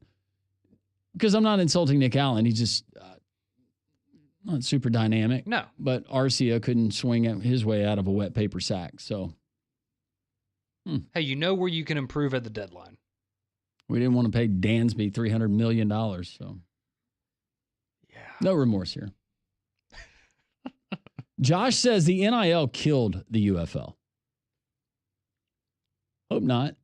That's something I threw out. How much has NIL affected some of these guys and their want to earn a paycheck post their playing career at the college level? If you've already got, let's just say, I just wonder what the average Power 4 football player, the average, has in their financial portfolio after, let's just say, next season. Yeah, and I'm going to guess that the average would be in the six figures, which is going to be more than, now it's probably low six figures. I was told the other day by a college coach, football and basketball, $100,000 is now, that's a gimme. That's a given. That's like free money. Yeah, that's if you Thanks can for breathe. attending. Here's your $100,000. Now let's start negotiating. How much more do you want? Well, heck, I mean, we were talking about it yesterday. You have an offensive lineman recruit. He's making $2.5 million as a true freshman offensive lineman. We all understand how important the offensive line is, but that's crazy money. Now, granted, $100,000, it might change their life temporarily, but $100,000, if you have a representation, and hopefully they're only taking what normal representation takes as far as their cut, and taxes in some states, because some states have made it to where NIL is not taxable as far as state income, right? Mm-hmm. You are right. But yeah, no, I mean, I thought you brought up a great point about NIL and how that's impacted the UFL, unfortunately. Because, I mean, okay, imagine this, a guy like a Diego Pavia, in a different era, that's probably a guy you might be seeing in the UFL right now, but instead he's going back for another year at Vanderbilt. We'll get some more of your text. A lot of different stuff that we're going to cover here for the next 2+ hours. A quick update from Atlanta. I don't know how they did it, but they got out of it. Top of the third, no score between the Nats and the Bravos. 3-man front, Landrum and Conrad, Jocks, 94.5.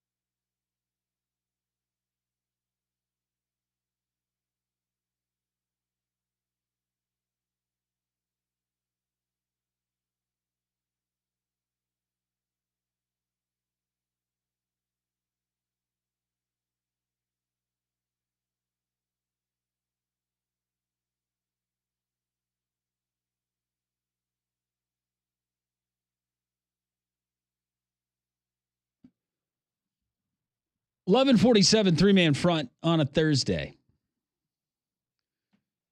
Final SEC regular season series start tonight. Alabama's on the road in Gainesville, taking on a Florida team that we had all but buried early in the SEC schedule. Now the Gators are playing really good baseball. That should be an outstanding series. Very impressive by the Tide to take 2 out of 3 from Georgia last weekend. They'll take on Florida. They're in Gainesville coming up tonight. First pitch is scheduled for 5:30, the SEC Network Plus.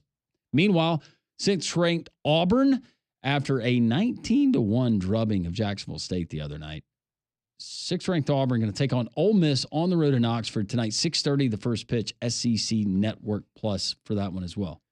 And we talked about it earlier with Rodney, but if you missed the news yesterday, a little bit of basketball news. You did have LeBaron Philon, who announced that he is going to stay in the NBA draft. He has closed the door on a return to Tuscaloosa, so he is NBA draft or bust, whether it's first round, second round, whatever. That is where he is going to go. But a little bit of an update on both Tahad Pettiford and Yaxel Lindeborg yesterday. So they were participating in some scrimmages there in the NBA draft combine. And the reports out that I saw were that Tahad Pettiford was the best player in the scrimmages and really opened a lot of people's eyes. He talked with the media a little bit afterwards, said if he's a guaranteed or gets feedback that he will be guaranteed a first-round selection, that he is absolutely going to stay in the draft. However, if he does get feedback that he might slip to the second round, then he is going to have to strongly consider returning to college potentially. And then Yaxel Lindeborg, again, reports coming out that he is hoping to be inside the top 20, which is not where he is being mocked right now, but he was a standout in the scrimmages yesterday as well, and looks like he is trending to be a late first-round selection, but he too said that if he is getting a second-round grade, that he would likely just go to Michigan. So a little bit of an update there. He's got a big old pot of money waiting for him, trust me. Either way, yeah, he'll be fine financially. Tahad Pettiford, 23 points in that scrimmage, 8 assists. Yax Lindeborg, by the way, 13 points, 9 rebounds, 2 assists, multiple steals and blocks. Those Bama boys know how to play. Auburn basketball with some news yesterday. Assistant coach Chad Pruitt leaving his coaching duties, and he's been there for quite some time with Bruce Pearl and that staff for is that the Unite Us ministry? Yes. So good for Chad Pruitt. And also, as far as another big man that Auburn is searching for, potentially, and I don't know if I'm saying this right, Bryce is a French player. Oh. Bryce Dessert. Okay. It's spelled Dessert. Okay. So not dessert? Not dessert. It's dessert. Okay. I like it. I actually Googled it on my phone. And that's what I came back with? Had the French guy that says everything. Ooh, oui. So I knew that it was official. Dessert. How you say? I like that. Dessert. So that would be sweet. That would be sweet. If Auburn was able to land him. But no, the Chad Pruitt news you brought up, that was awesome. We talked about that a little bit on Morning Jocks. And in terms of, 30 years in coaching, has been a part of a lot of great teams there at Auburn under Bruce Pearl. But, we focus so much here on sports. Obviously, it's what pays our bills. It's what we love talking about each and every day. But when you get called to go and minister to other people, that is certainly a much higher calling than whatever you can accomplish coaching on a basketball court. So very cool for him to be able to step away and be called to do that, and to not only hear the call, but to follow it. So I thought that was awesome. You do not hear those kinds of stories very often. No, you don't. And good for Chad Pruitt. And I'm sure that he will do exactly what he feels that God is calling him to do. And so, as he should. I know that Bruce Pearl is very happy for him as well. We'll return to the text line, 205-834-9450. A lot of different stuff that we're talking about. And we always appreciate your interaction here on the show. From the state of Mississippi, listening on the Jocks 94.5 app, hello and thank you. I'm a Southern Miss fan, but I'm excited for the SEC tournament. It's always fun. And Hoover does a fantastic job. Yes, they do. The city of Hoover does a wonderful job. You get free parking there around the Met and the Finley Center. There's additional parking if needed, and I know they're going to have shuttle buses. But you have the refurbished, updated Hoover Met with some of the seating. It's very nice last year. It's very nice. And they've continued to do upgrades to make sure that event stays in Hoover. as long as they can host it. Also, if you're going to go out there, do not take cash. Are they cashless now? They're cashless. Okay. The concessions, at least, and tickets. That is. I don't know what else you would. That would be it. Take cash for. I think that's maybe a side bet with your buddy. Yeah, like this guy goes yard here. That's right. When's the last time you used cash? When's the last time I used cash? Was it the bachelor trip? Yeah, probably, and not for that. Okay. I see what you did there.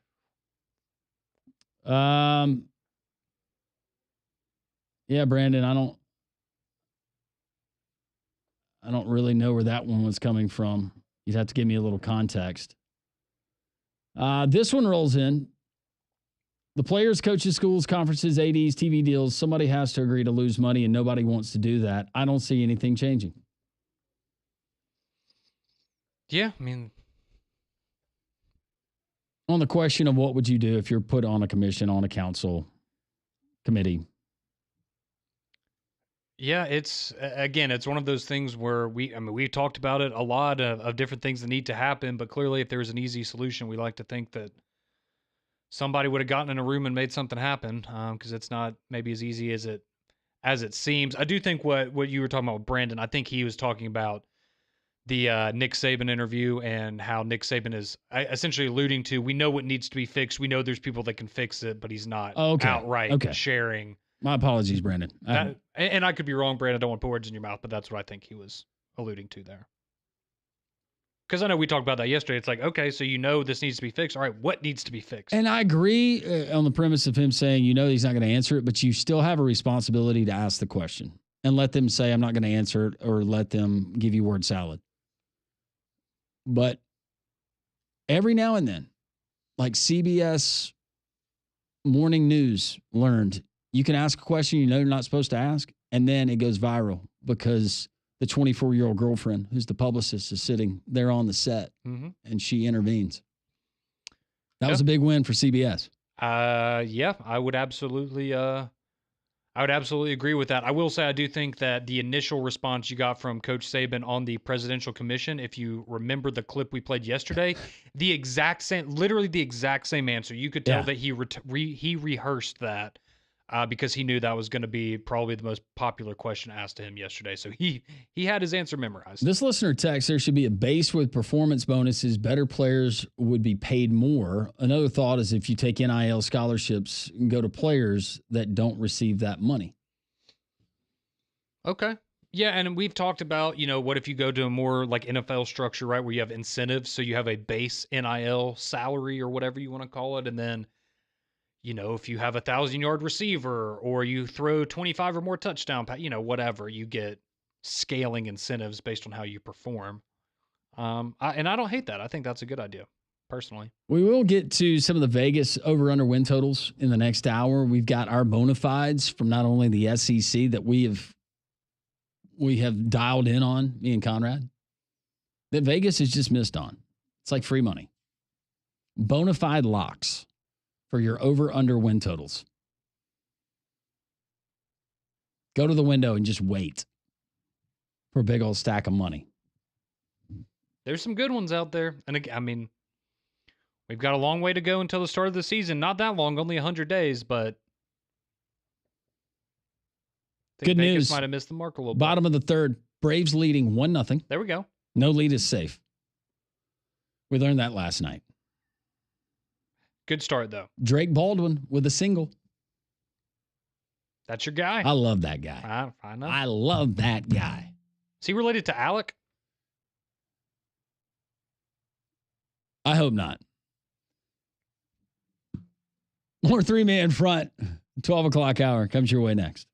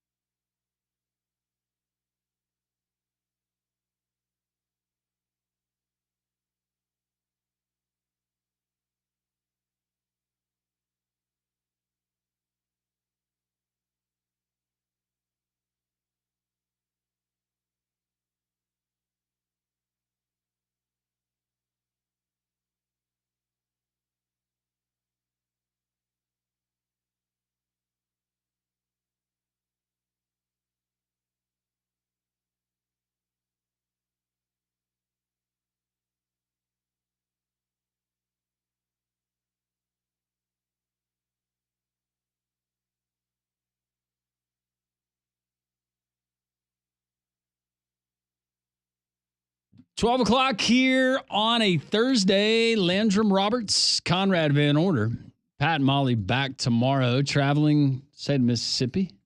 I'm sure listening on the Jocks 94.5 app. Critiquing both of us. Judging. I wonder if the Kool-Aid Pickle's still in play.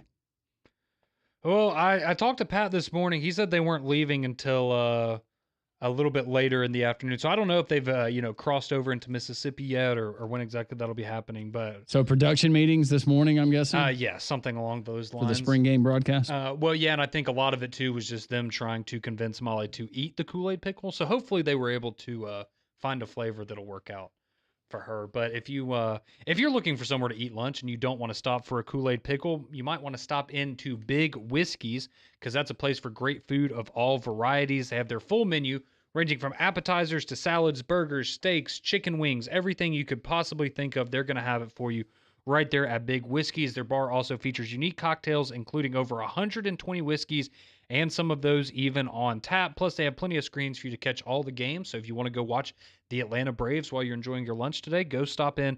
Visit our friends at Big Whiskey's. They're located in Stadium Trace Village off of Highway 150 over there near the Hoover Met, which will be the site of the SEC baseball tournament next week. We had the NFL schedule release. We've been having little drops, little crumbs, morsels that have come out leading up until yesterday, but you have the teams that release their schedules and they try to do it in creative ways. The GOAT of them all had to have been, don't you agree, the Tennessee Titans when they went on Broadway and they asked people to guess the logos? Yeah, those are great. Yeah, those were great. Yesterday we got them. And I went through and I watched them all, and I just selected, well, I won't go through them all. I will say this, that the video game ones, those lose me. I know Mario Kart, remember, that's a generational, yes. Or it spans generations, I should say. A lot of people are familiar with that. Minecraft, know the game, remember the game. There was a lot of that going on. That loses me. See, and I think that's where... because that's what the Colts did, and theirs that got removed from social media, and we can get into that in a minute. I think the Chargers did it too. But the Chargers, they also did the Minecraft thing, and while I get it, the social media reveals are more for the younger crowd, right? Because that's who's going to be viewing them on social media mainly. But yeah, that was my concern with those, because the Colts one I thought was hilarious. But if you can't get past the whole video game Minecraft thing, it's going to lose you. The Colts had to take theirs down. Correct. And you want to tell people why they had to take it down? Yes. So if you have not seen it, it got deleted, but there's been a bunch of people that re-uploaded it, so you can go find it pretty easily. But yeah, so they did theirs in Minecraft, and there were a couple of controversial, I guess, sketches, whatever you want to call them, in there. So they had one that was the Miami Dolphins, and so they had a dolphin dressed up in a Tyreek Hill jersey that was getting arrested by the U.S. Coast Guard. So that was pretty good. That's hilarious. And then they reportedly apologized. So they deleted it. They sent an apology to Tyreek Hill's team. He went on social media this morning and said, I wish y'all hadn't deleted it. I thought it was hilarious. So he didn't care. So that was the big controversy. There was another part in there that had, for the Chiefs, it had Patrick Mahomes Sr. fighting John Rocker, if you know that story. And then they had Kermit the Frog interrupt them and break up the fight as Patrick Mahomes. That's good. So that got a little bit of backlash. There were a couple others in there that people weren't a fan of. But yeah, so they deleted it. They apologized, but it was funny. It's good. Some of the other notables, though, that if you have time and you haven't watched it, you can go back and watch, and I think it's worth a watch. The Patriots with Dave Portnoy, of Barstool, just absolutely ripping every opponent with funny commentary. Yep. The Giants, I thought the New York Football Giants did a great job. That was really funny. And throwing shade and having people who shared the likeness of people like Eminem, the Dolly Parton-like cowgirl, older cowgirl, buxom, I should say. That was really funny. The Steelers and the Sasquatch hunt, I thought it was well done. It's you've got, who was it? It was... Goodness, 95 and 51, respectively, with the players. Yeah. But they're out there, and it was filmed like you would watch one of these Sasquatch shows that Pat loves to watch. Yeah, like a found footage kind of thing. Yeah, it was pretty good. The Raiders with Tom Brady walking a goat. That was hilarious. That was very cool. And they throw shade at the Chargers. Penn and Teller are a part of that one. And I thought the Bills was pretty good. You had Josh Allen taking a phone call, and they're saying, what do you think we should do? And he said, just use AI. Everybody's using AI. And then Allen Iverson appears. That one was really good because that one caught me off guard where I was like, oh, okay, we're doing an AI thing. I was like, oh, that was a clever way to do that. The Bears with, is it Lamone? Who was it? It was the actor. Yeah, he accidentally sends the schedule to every Ben Johnson. So he tries to track them all down and destroy their phones. It's really cleverly done. And then the Broncos, they have the rodeo kids, the mutton busting, as they're trying to ride sheep. And when you know that the kids are okay, I think everybody enjoys that. Kind of like the mascots versus the kids. Kid takes a stiff arm from a mascot. Yeah. It's funny. See, I think it's really cool though, because you just went through, and I think it also, goes back to what we were talking about at the beginning, kind of the different generations and the different audiences that they're trying to attract, because so those are the ones that stood out for you. See, I went through, I listed some of the ones that stood out for me, and we had completely different ones. And I think that just kind of shows how different ages maybe respond to different types of media, I guess, in different ways. So, because I liked the Colts one we talked about, thought that was really funny. The Jaguars, so the Jaguars one, if you are not chronically on social media, you have no idea what it was. But if you don't know who Ashton Hall is, it's the guy that went viral a couple months ago for sharing his daily routines. But do you not agree, though, that you need something that's not too inside baseball for people who are not chronically on social media, that they would understand in just one viewing? And that's why I thought it was interesting that you had some teams that did the video element, and then like the Chargers, right? So they did the Minecraft video, and that's for like kids, right? And then they did a picture one that was the Pop-Tarts, because that's a popular one, right? Our opponents is Pop-Tarts. And so you could see where they were kind of doing the, okay, well, if this is too young or too Gen Z for this audience, well, here's a more traditional way for you to get that. But I thought the Jaguars was really good, making fun of that whole thing with Ashton Hall. I thought the Titans was good. They did a parody of like a medicine commercial that you would see on television. And like all the different side effects that was another one. Opponent. Yes, I like that. That one was really good. The Buccaneers with John Gruden, and John Gruden essentially just pulling out memorabilia for every team and sharing his favorite stories about those franchises was cool. And then the Cardinals that someone brought up earlier. You had former Alabama linebacker Mac Wilson, who actually wrote and recorded a rap song for the new schedule reveal. Now the song wasn't very good, but it was a unique way to do it. So I thought that was pretty good. The cool. Vikings was interesting. It was a tattoo parlor.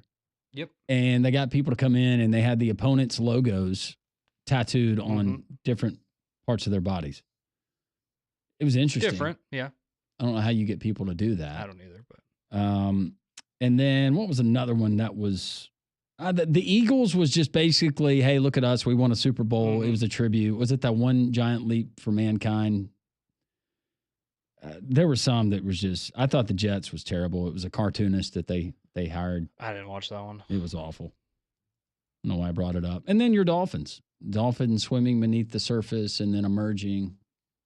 Yeah, it was fine. See, and that's the thing with the schedule reveals. There's always a handful that are really good, a handful that are really bad, and then a bunch that are just like, okay, that was mildly entertaining. I don't know if they've done this in the past, but if I'm the Dolphins, I get Jim Carrey. Hey, will you do it? Ace Ventura, that would be. You do kind of a throwback or whatever. That would be very smart. But I do just quickly, I did compile some notes because the schedule reveal and everything going on social media is a lot of the main draw. But in terms of the actual games, if you're interested, for Christmas Day, we now have our Christmas Day slate set. So you're going to have Commanders and Cowboys is going to be the early game at noon. Then you're going to have Lions and Vikings at 3:30. Those are both going to be on Netflix, right? Then you're going to have the third game on Christmas Day, which will be Chiefs and Broncos at 7:15, but that's going to be on Amazon Prime. So you're going to have two different streaming services to deal with there on Christmas Day. You're going to get a Chiefs and Eagles Super Bowl rematch in Week 2 in Kansas City. So early on, that's going to be one of the bigger games of the season. Your first Monday Night Football game is going to be Vikings and Bears on September 8th in Chicago. And then you have three teams, Landrum, I don't know if you noticed this, 3 teams that don't have a single primetime game this year: the Browns, the Saints, and unfortunately for Damian, the Tennessee Titans. So you will not be watching any of those teams past 3:30. So they're getting the opposite Ohio State treatment. But meanwhile, the Kansas City Chiefs, the first team in NFL history with 5 primetime games in the first 8 weeks. Yep, no surprise there. Yeah, and then you mentioned Christmas. Did you mention Thanksgiving? What we get there? I did not. Yeah, Packers and Lions on Thanksgiving, Chiefs and Cowboys, and the Bengals and the Ravens. That's a good slate. I like that. It's a really good slate. Mm-hmm. Any other big takeaways? Yeah, so I went through, and we did this on Morning Jocks, and I'll share it real quick. So I went through and I tried to compare every team's schedule based on how many playoff teams from last year they'll have to play, just to kind of measure out who has the most difficult schedules on paper. So the easiest schedules, again, on paper before the start of the season, would be the 49ers. 49ers, only 4 of their 17 games are going to be against playoff teams from last season. Saints are in that same boat with only 4. So should be easy sledding or easier sledding for those teams. The Patriots, they also only have 5 games, so those would be the easier schedules from what I took away last night. And then for the more difficult side of things, the Detroit Lions have the most difficult schedule, in my opinion. They have 11 of their 17 games are against playoff teams from last year. Giants are at 10 playoff teams, and the Browns have 9. So the Lions had the best record in the regular season last year. Makes sense they would get the most difficult schedule this year. But the Giants and Browns can't catch a break, man. 2 teams trying to change their fortune, and they have a tough road ahead of them this year. So those are my takeaways from the schedule reveal last night. But the NFL, they always do such a good job, just even something as minor as this, finding a way to dominate the headlines. Yeah, NFL's the best at it, right? The Shield has power, man. They know what they're doing. We might criticize them, but they got that thing rolling. Does college athletics know what they're doing?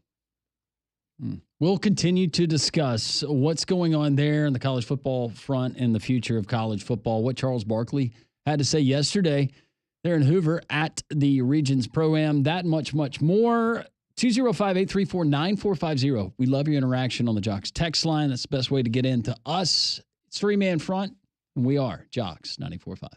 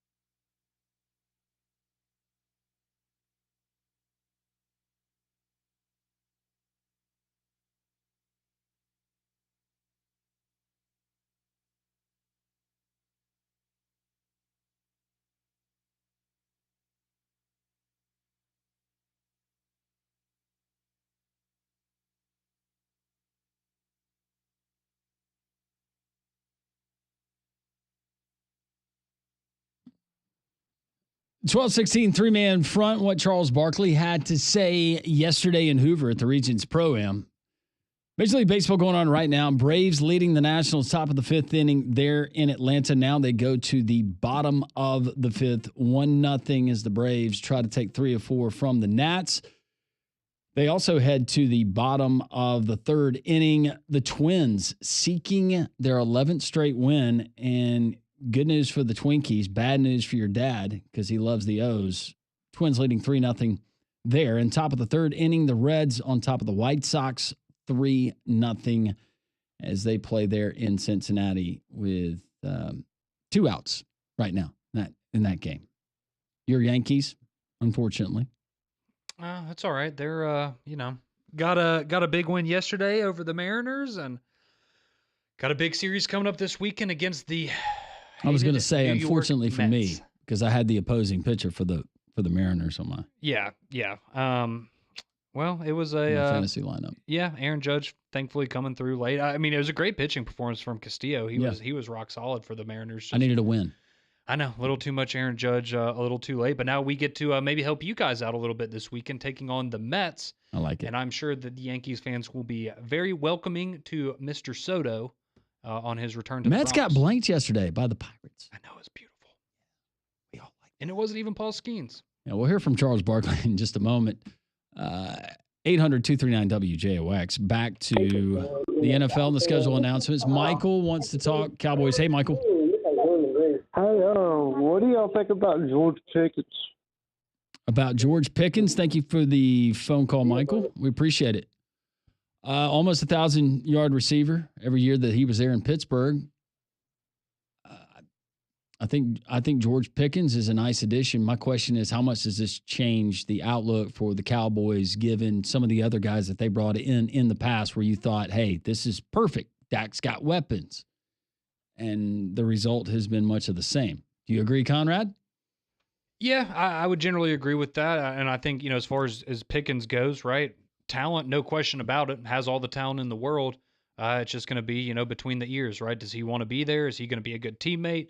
Are the problems that he maybe had in Pittsburgh going to follow him there, or is Dallas the clean slate he needed? So it'll be fun to watch potentially, but we'll see. Could be a good pickup in fantasy football. Have a good quarterback for the first time in his career, so we'll see. A lot of news coming out concerning NIL and maybe the House settlement, and you had the objectors basically filing a response. It was due by, I believe, the close of business tomorrow, but it's already in, so maybe Judge Claudia Wilkin, we get hopefully a ruling. My prediction was by the end of the week. I don't know if we're going to get it by then, but hopefully this thing comes to a close, because the longer it draws out, everybody is nervous. And Greg Sankey, even on Paul Feinbaum's show and kind of paraphrasing what the commissioner said, look, it's great to plan and everything, but we need to see it. It needs to get finalized, and then everybody can move forward.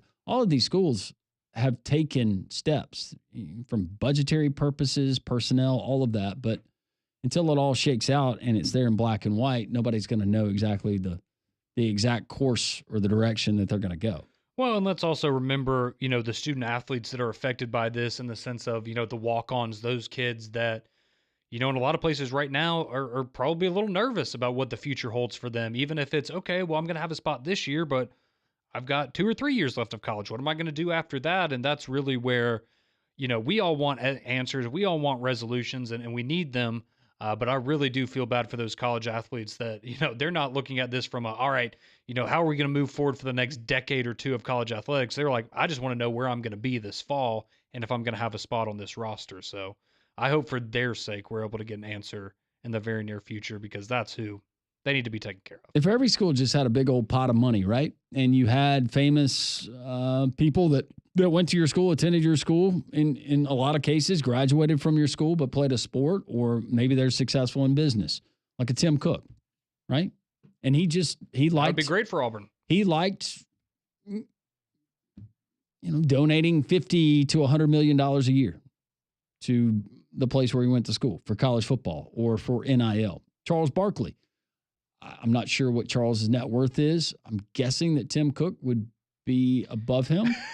Yeah, I think he's significantly above Charles. But Charles joined Mac and Cube yesterday there at Greystone, and this is what he had to say about his particular personal contributions towards Auburn's NIL. And I've said before, I've given more money to Auburn, legal or illegal, than any athlete in the history of the school. And the notion that I'm going to come up with a couple $1 million every year so we can be good at basketball and football, that's the stupidest thing I've ever heard. Now you have to do it every semester. Like they're leaving at the end of a semester after you already negotiated. It's crazy. And you get to leave after every year because the school offered you more money. I says, this is unsustainable. And I says, one thing I'm pretty sure of, Cole, black and broke don't work in any municipality in the world. I've been rich for a long time. I plan to stay that way. But the notion that I'm going to give Auburn millions of dollars every year so we can be good at sports, that's just not going to happen. I'm really proud of what I've given Auburn, and I'm going to continue to give them money. But I'm not going to give them millions of dollars every year so we can be good at sports. Exactly. That's just stupid.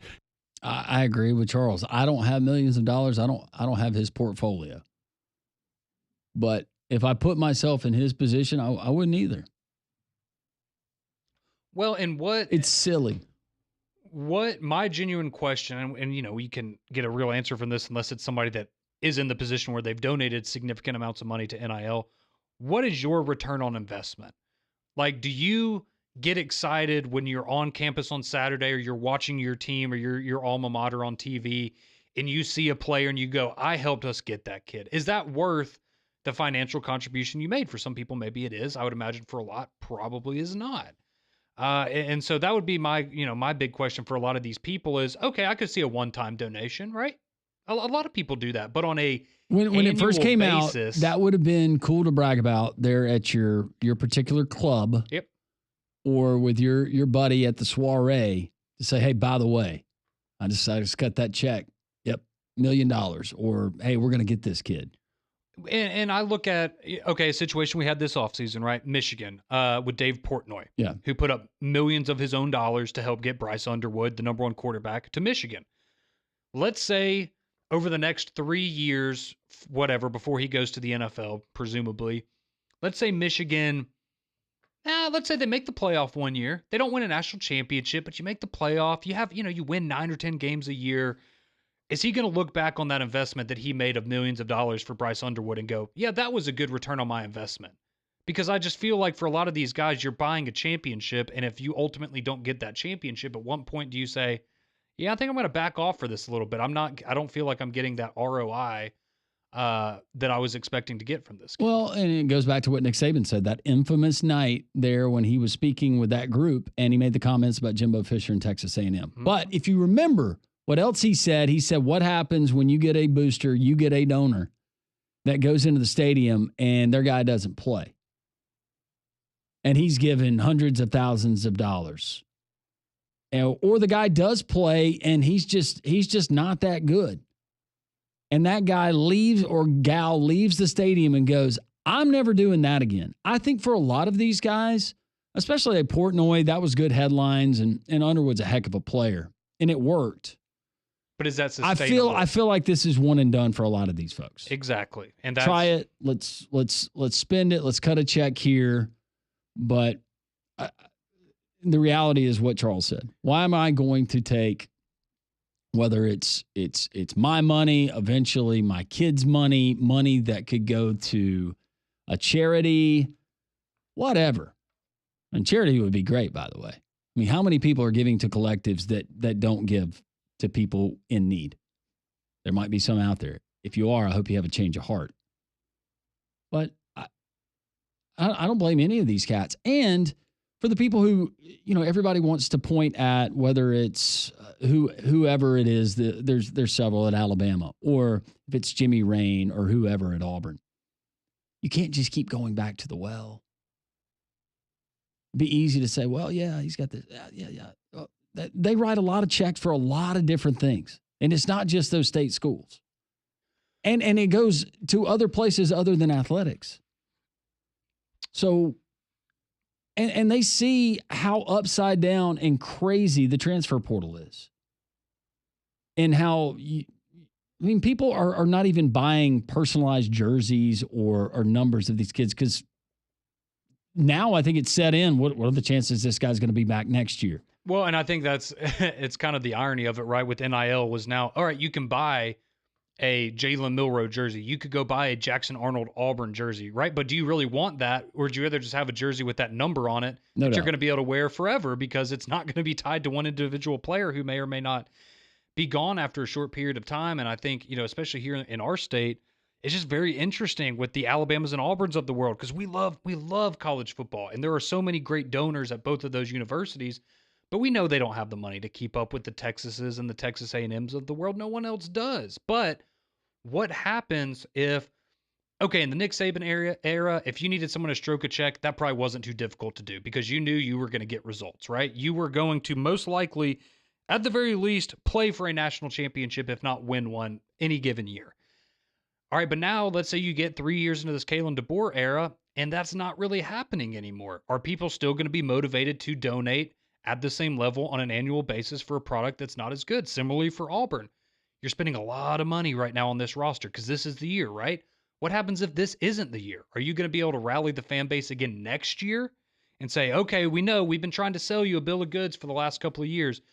We need that again so that we can really put a competitive product on the field. Why are you going to feel like what you've seen in the last 3 years gives you any confidence that if you keep giving money, it's going to change? And for me personally, instead of investing in one player or two blue chippers or this guy that's a transfer from school X, me personally, and what's going to happen with college athletics and the road it's going down, not only at the Group of Five level, but also the Power Four, is these other schools that are going to, these other programs that are going to suffer. And I mean athletic programs within the department, whether it's your volleyball team or your tennis or your rowing.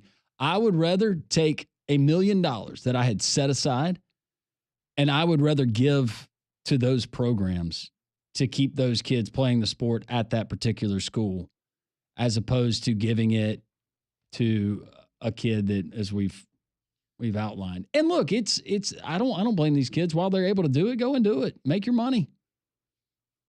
I don't know the situation of every kid and their background, but I'm thinking socioeconomically that, it would have been life-changing money at the time for Landrum Roberts at 18 years old. Mm-hmm. It would be. And again, that's why we can sit here and we can talk about all the problems with it while also acknowledging, we would do the same thing in the situation. It's just, at some point, we sit here and we talk about, well, it's going to correct itself. It's going to correct itself. And I'm sure it will in certain ways, but I think we also know that it's not going to correct itself the way that it needs to, or self-correct itself the way it needs to, because you are always going to have money and certain programs that are able to, are just going to have more than others are. And when, let's say an Alabama says, all right, well, we need to take a year off and reload for NIL for the next couple of years. Well, Texas, you're not going to have to worry about that, right? You're going to have a competitive product every single year. I'm not saying that's going to happen in Alabama. I'm just using that as an example, but it's tough, man. It's a slippery slope, and you hate it for, you hate it for a lot of the fans, but at the same time, it's the world we live in. I remember this, and maybe this just comes with age, and I should have realized it earlier, but the Braves winning the World Series in 2021. After 95, I thought, well, we'll probably win another one. And it turned out that it looked like we don't. The chances look grim. And then I convinced myself that we were never going to win another one in our lifetime, my lifetime. Then we got one in 2021, and it was fantastic, and I'm proud of it, and that was a fun time. But you know what? It didn't change my life. I've got some extra memorabilia. I've got some extra gear. But on a day-to-day basis, Conrad, it didn't change my life. No. It didn't. Just like you've seen a lot of national championships. I was about to say, Alabama's won 6 national championships in my life. They won 2 of them while I was a student at the university there, and it was awesome. But could my $1 million in giving it to that athletic department and earmarking it for volleyball, softball, rifle team, whatever, would that potentially change the life of a member of that squad? Potentially, could I be a blessing to someone else? Yes. And the reality, a lot of other people. I was about to say, and the reality of it is, a donation that, you could make that would change maybe, let's say, a softball player's life would be what 1/100th of what a total deal would be for a backup in college football, right? In the sense of the amount of money you would donate to a football program, you probably would never know where that went, but you could easily identify that in some of these other programs. And yeah, feel like you made a difference in a young student athlete's life that otherwise wouldn't have that opportunity. Would you be okay if they just took, like they do Social Security out of your check? They just took a little NIL? Like, God, no. No. Do not want that. Okay. Just wondering if we're going to get a state representative. Please don't put anybody that introduces that. Please don't say we're going to get that before we get a lottery. We've seen more absurd things here. Actually, today we continue 3-man front on a Thursday. Jocks 94.5.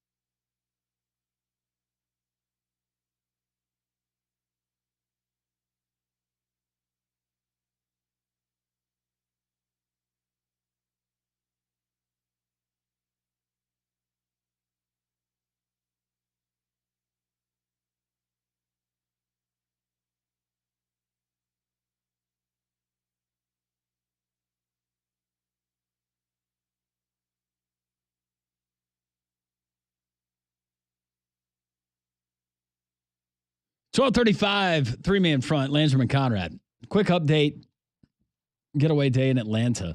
They have played 5 complete innings, the Braves leading 4-0 over the Nationals. Conrad, you get a kick out of this. Nick Allen, guy I was talking about earlier. First RBI came from him. There you go. Drake Baldwin has RBI'd. Okay. Verdugo has RBI'd. Man. So all of your favorites.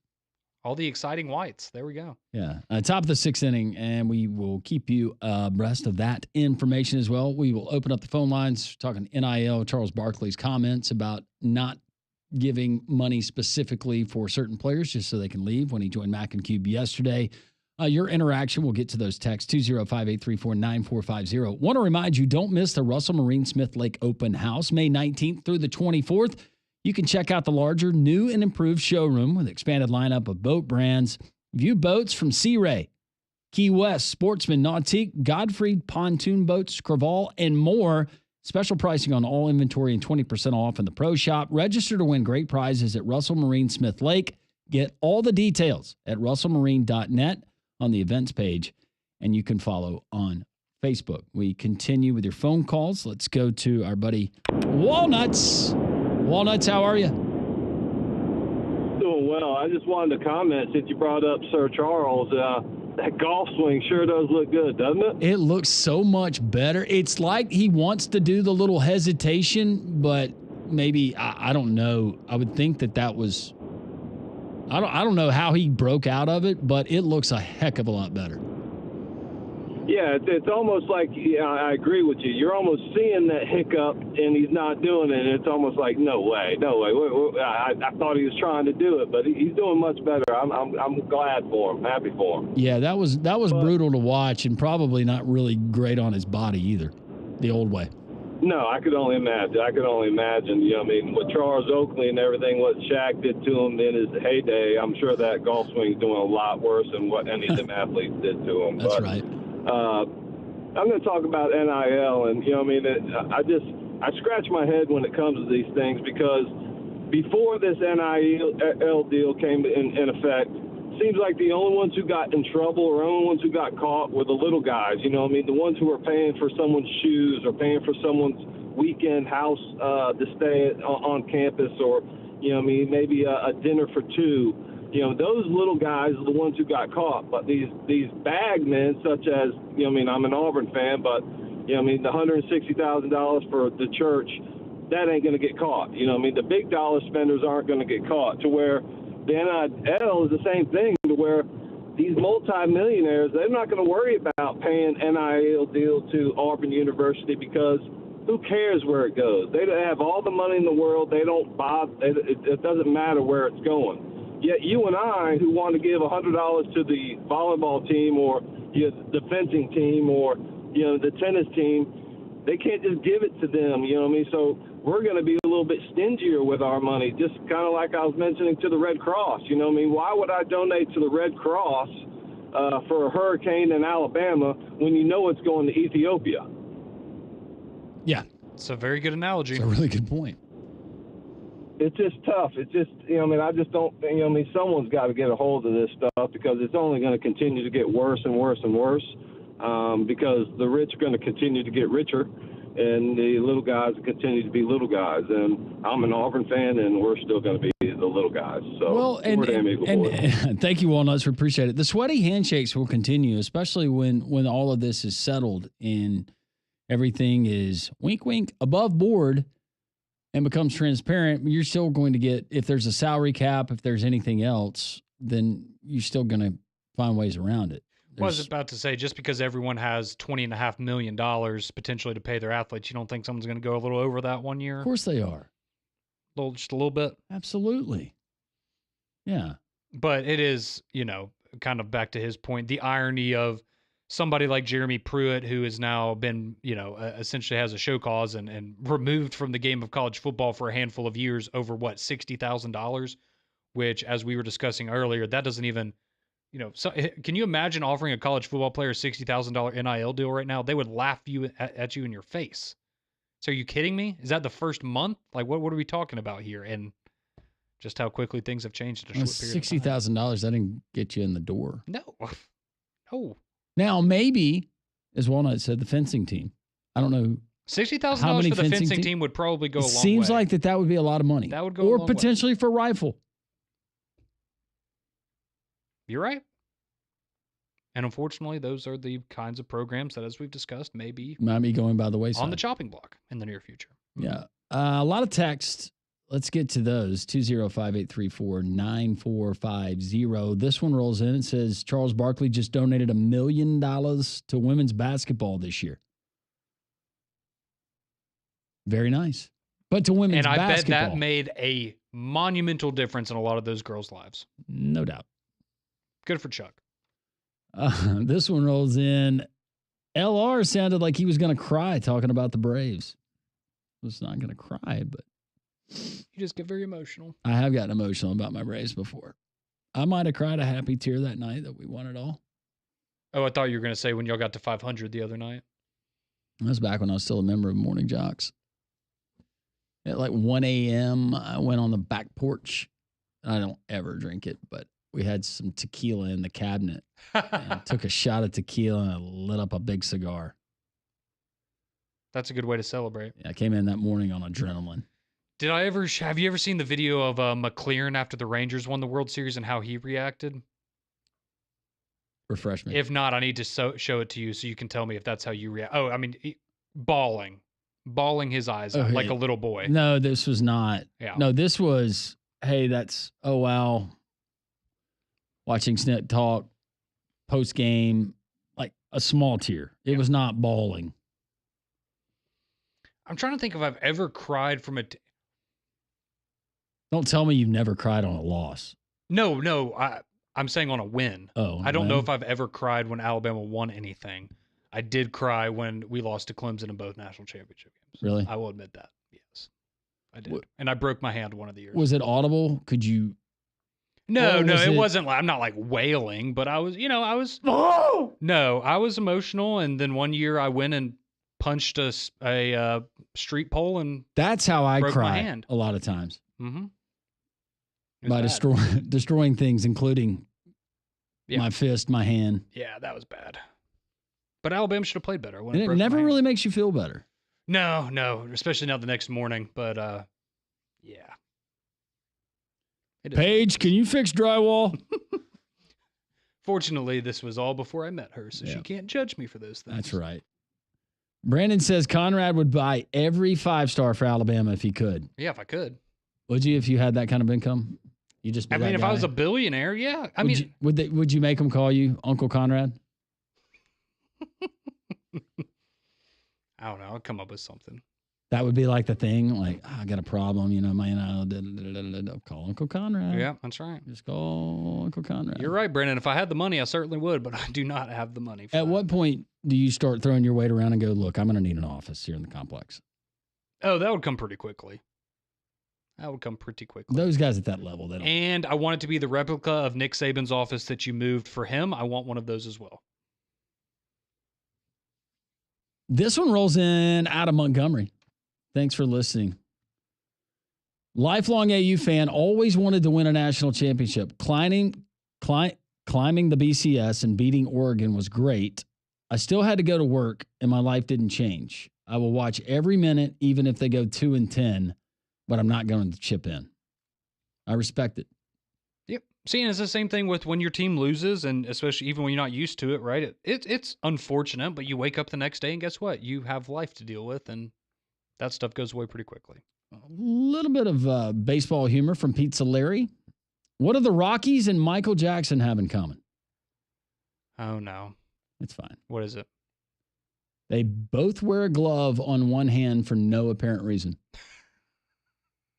Yeah, that is a significantly cleaner joke than I was expecting. Yes, he could have gone a lot of different ways. But he went the clean route. We appreciate that, Pizza Larry. We continue 3-man front. Coming up in the next hour, we have our bona fide college football over-under win totals that we have selected, and we've gone through all of them as can't miss for the 2025 season. We'll do that at 1 o'clock. Landrum and Conrad hanging out with you on Jocks 94.5.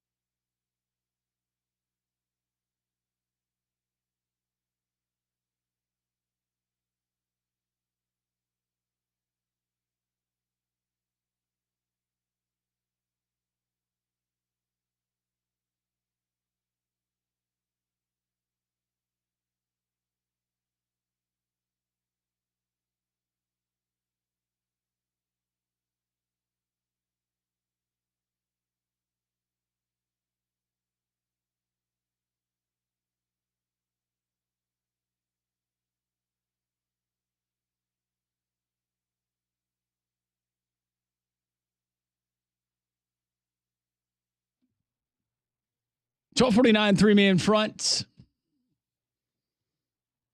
We'll continue with your phone calls. Over-under win totals for the college football season. We've selected bona fide, can't miss picks. You don't want to miss that in the 1 o'clock hour. I just was scrolling through Twitter or X, whatever you guys call it these days. And I saw one of my favorite coaches ever, Coach Dana Holgerson. If you listen to the show, you know that there's a little bit of a history. I don't know if Dana realizes it or not. But he did post a picture, very random, of a woman at a Washington Capitals game. And he asked the question, "Who are you? I need a name. Someone find it." Surely that's not actually Dana Holgerson. I hope not. I think that is not the real Dana Holgerson, right? It's not. Okay. No. Just making sure. No, I'm looking at his actual account. I'm assuming it's him. He has 120,000 followers. It says OC Husker I don't think he's Football. married, though, is he? Based on your interactions with him, probably not. Can't imagine that would have worked out for him. But, yeah, no, his last... there's someone for everyone, Conrad. There is. That's why we're married. Even for him. That is a good point. Yeah, no, his last post was congratulating Matthew Gold on being drafted. So, yeah, that was it. No. Hockey girl would have been more entertaining. Was she attractive? I guess that was the whole point of the thing, was it was an attractive fan. To each their own. Okay. Yeah. You can take a look at the picture and okay. I'll make my own. Yeah. Ask Paige what she thinks. That'll go over real well. Yeah. Let's go to David. Hey, David. Hey, good afternoon, guys. How are you? Doing well. How are you?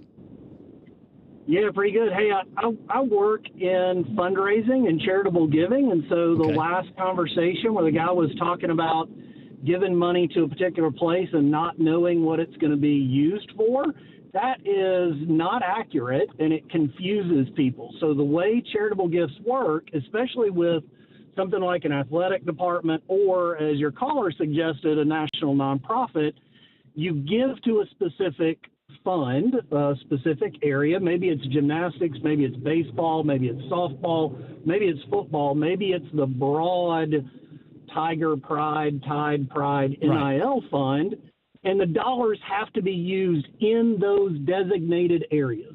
It's part of the charitable giving regulations set out by the IRS to keep organizations accountable for the money that they fundraise for from donors.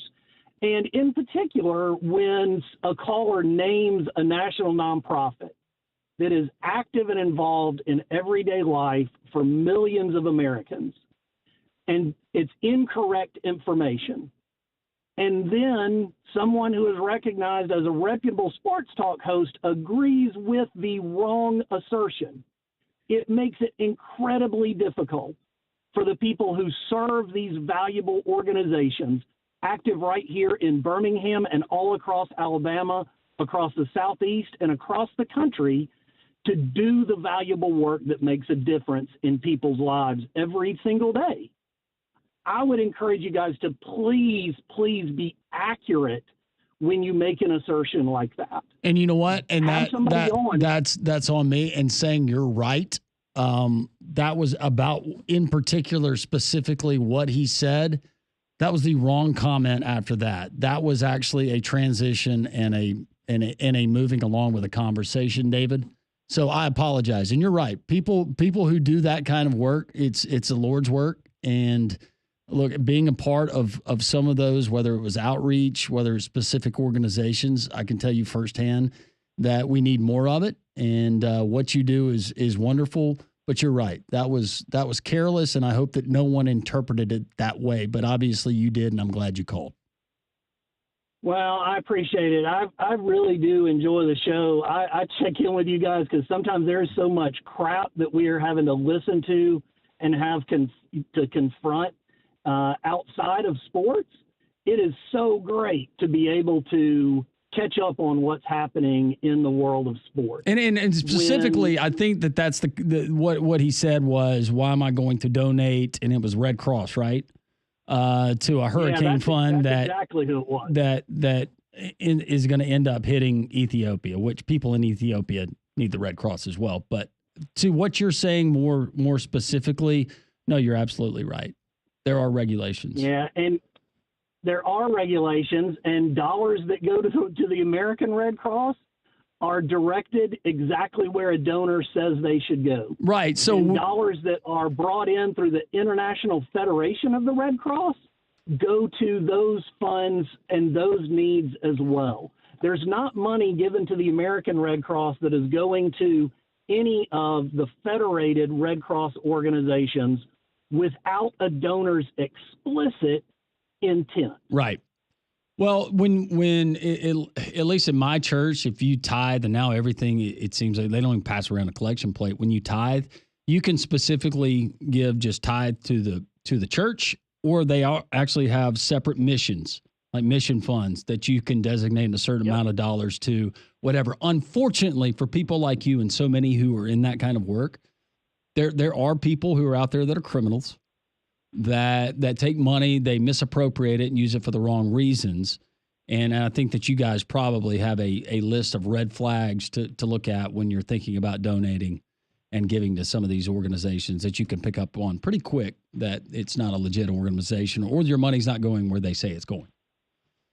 That's exactly right, guys. I appreciate it. Thank you. And hopefully we can clear up any confusion if we have to in the future. Absolutely. Thank you so much.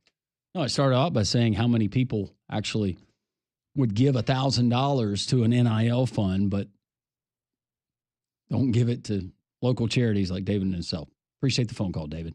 We'll continue. Over, under win totals for the college football season. We got some bona fide locks. Bona fide. That's been your word the last couple of days. Bona fide, baby. I'm sticking with it. Top of the seventh, 4-1 Braves. The Nats have got to run. They got a runner on first, nobody that's else. Familiar territory, isn't it? That's exactly what the score was last night when Bummer and De Los Santos, I was about to say something else, blew it. By the way, we've got a reliever named Blewett.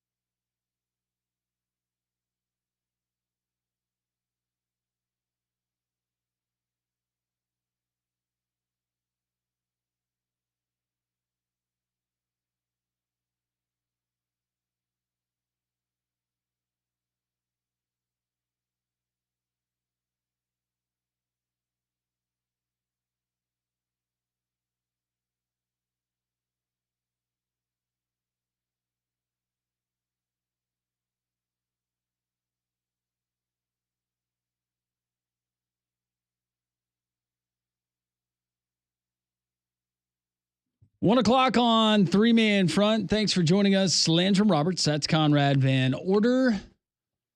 Pat and Molly back tomorrow. It's supposed to be back tomorrow. Safe travels, guys, as you head over to Tupelo, Mississippi for a little Husky Fast spring game. Husky Fast Network spring game against didn't Pat say the defending state champions? They're in the state of Mississippi. Something like that. It's a big deal. Yeah, I guess if you're going to travel that way, all that way. Might as well go take on a champion. Go take on the best. That's right. The best of the best from the state of Mississippi.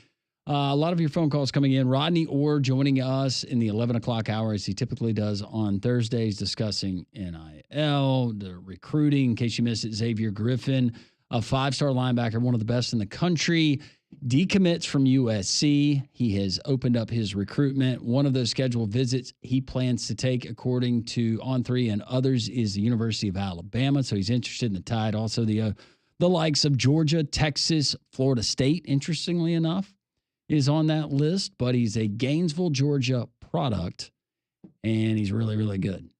And as Rodney mentioned, he is teammates with another commitment who, unfortunately, his name is eluding me right now. But he's a 4-star guy that's committed to Alabama. So they will be teammates this year. So maybe some belief that will work in the Crimson Tide's favor as well. That is exactly right. A lot of these texts coming in. We will get to your texts as we continue. 205-834-9450. But it is time for some of our over-under college football win totals. We discussed it yesterday on the show. It's actually out at the number 3 Man Front on our Twitter poll question of the day, Conrad. And we asked folks on the SEC win totals for 4 particular SEC schools who is the most likely to hit their mark. Yeah, that's correct. So we gave you 4 SEC teams. We gave you what their projected win totals are for the upcoming season, and we asked you which one is most likely to go over that projected win total. So your options: Alabama projected for 9.5 wins, Florida 6.5, Auburn 7.5, and LSU 8.5. And leading the way still is the Alabama Crimson Tide with 40% of the vote. So 40% of you think Alabama getting to 10 or more wins is the most likely scenario. 28% of you liking Florida to get 7 or more wins. 23% of you picked Auburn to win 8 or more games, and only 9% of you picking LSU to win 9 or more games is the most likely scenario there. Also, the PGA Championship going on. I'll give a quick leaderboard update. It looks like Gerard on top. It's 7 under through 15. Luke Donald, they're tied for second at -4. Other notables, as I'm scrolling down, Scotty Scheffler right now tied for 14th, 2 under on his first round. And there's some other notables. I was just trying to see who else may be here locally that we could find. Justin Thomas now teeing off, as is Colin Morikawa and DJ and others. But we'll try to give you another update before we get out of here. But it looks incredible out there. I will say on TV, like the weather and everything, it just looks immaculate. Former dairy farm. I did not know that. Yeah. That's the side of it. Oh, very cool.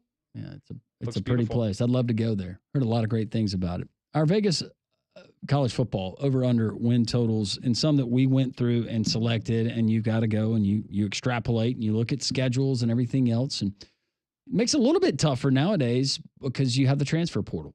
And it's easy to forget, oh, yeah, that guy's not there anymore. Or, oh, yeah, they filled that position of need, or they added to that position group. Conrad, I'm going to let you start us off with some of the notables. So some of the notables, all right. So we will start off. We'll start off in the SEC, and then we'll wander away around the other conferences. It just means more to us. It does. It just means more to us. So I will start off. And I know this one will probably shock some people. I mentioned it at the beginning of the show, though, and I genuinely believe this. I'm not just saying this for whatever, to save face with half of our listeners. We don't know what you're going to say, so I will be the judge of that. There you go. So the one that I picked up on, my first one is the Auburn Tigers, who we just discussed in the poll question. This is a trick. Are listed at 7.5 wins. I personally am more in the 8.5 boat in terms of, I think 8 wins for Auburn is right where I expect them to be, with a clear path / ceiling to get to the 9. Can we go through them? Win mark. Real quick? Let's absolutely go through them. All right. I want to know where you are on some of these. This is fascinating from a diehard Alabama fan. Let's do it. At Baylor. I'm going to give them a win. Ball State. Win. South Alabama. Win. At Oklahoma. You've been in that stadium. That one's a coin flip for right now. We'll go loss because I think Oklahoma's a better quarterback. At Texas A&M. I'm going to give them that win. You're going to give them, okay. At home against Georgia. We'll say loss. At home versus Missouri. Win. At Arkansas. Win. Versus Kentucky. Win. At Vandy. Does Diego get them again? Win. Surely he's learned his lesson by now. Surely. Tackle Pavia. That's right. Mercer. Win. And Alabama. I'm going to go with the loss on that one. So that right there. That is at Jordan Hare again. And it is. And so to be fair, there's a little bit of, there are some coin flip games in there, right? I think the Oklahoma game, the Texas A&M game, you'd look at those at coin flips. But that right there, just on paper, 8, 9, and 3 is what I just told you. That was not one of my bona fides. I'm staying away from it. You're welcome, Auburn fans. Based on my last 2 years. I feel like 8 wins is, again, I'm not at the 9-win place yet. I mean, I know we just kind of went through it. And like off the top of my head, I'll give Auburn, the benefit of the doubt in a game or two there. I just 8-4 has to be the mark for Auburn, in my opinion. So I really like Auburn to go over the 7.5 for me personally. And that is me genuinely saying that with belief that this is going to be the year Auburn starts to show some real progress. All right. What's your next one? Also in the SEC, I went with the Florida Gators. So I'm not like a lot of the other media members we've talked about who what have is the them in total the that top you're looking 10. at? 6.5. 6.5. I know you've seen 7.5 some places. It's out there. I like 6.5 significantly. You fired in early. Surprise, surprise. I like that one better. But no, I mean, I think with everything that they are bringing back this year, I'm a firm believer in DJ Lagway now that it looks like he's gotten a clean bill of health, or at least will when the season starts, in terms of his throwing arm and his throwing shoulder, because that was a big problem for him. I like the momentum that they had at the end of last year. And just like last year, their schedule, if you're a college football fan and you don't have a rooting interest, they have a very pretty schedule. They do. You got LIU, then South Florida, but at LSU, at Miami, Texas at home, at Texas A&M, Mississippi State at home, Georgia at home, at Kentucky, at Ole Miss, Tennessee at home, and then a game versus Florida State, your rival, to close out the season.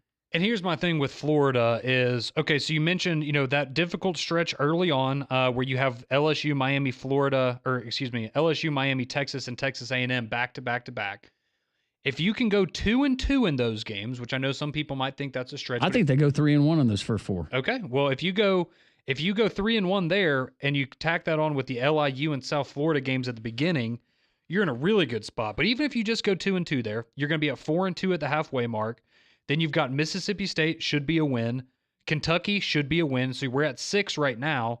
And then between Tennessee, Florida, Ole Miss, and Georgia, you just have to win one of those games to get the over. I like that for Florida. So I'm not with some of the people that we've seen have Florida in their top 10 or anything for the preseason rankings, but I think getting to 7 or 8 wins is certainly obtainable. And I agree with you. And whether the win total is 6.5 or it's 7.5, I think Florida wins at least 8 games. I like that.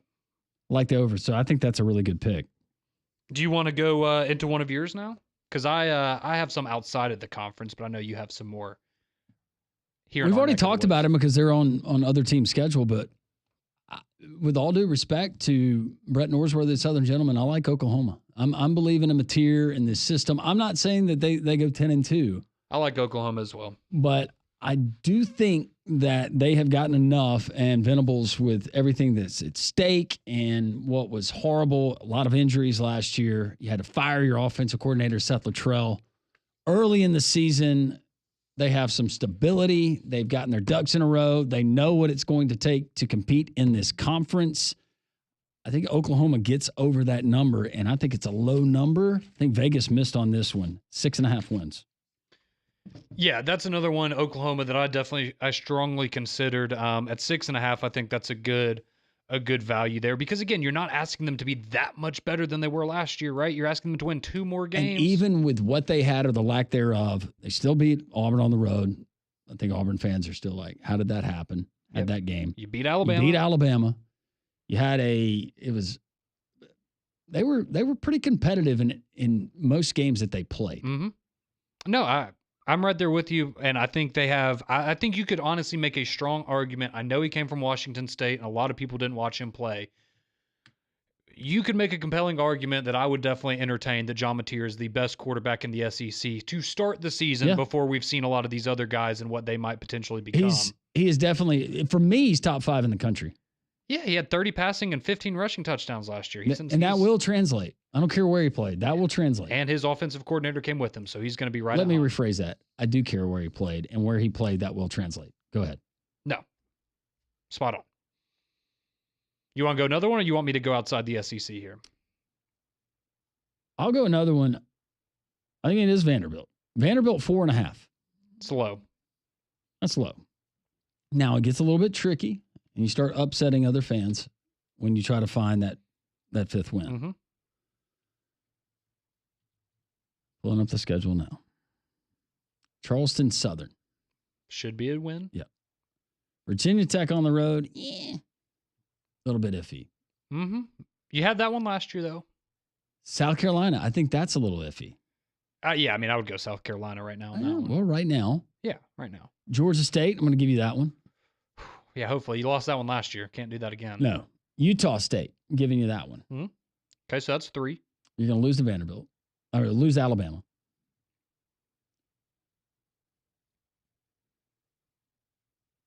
Missouri, I think you get them. Okay. Kentucky, I think you get them. All right, so we're at 5. I'll just stop there. There you go.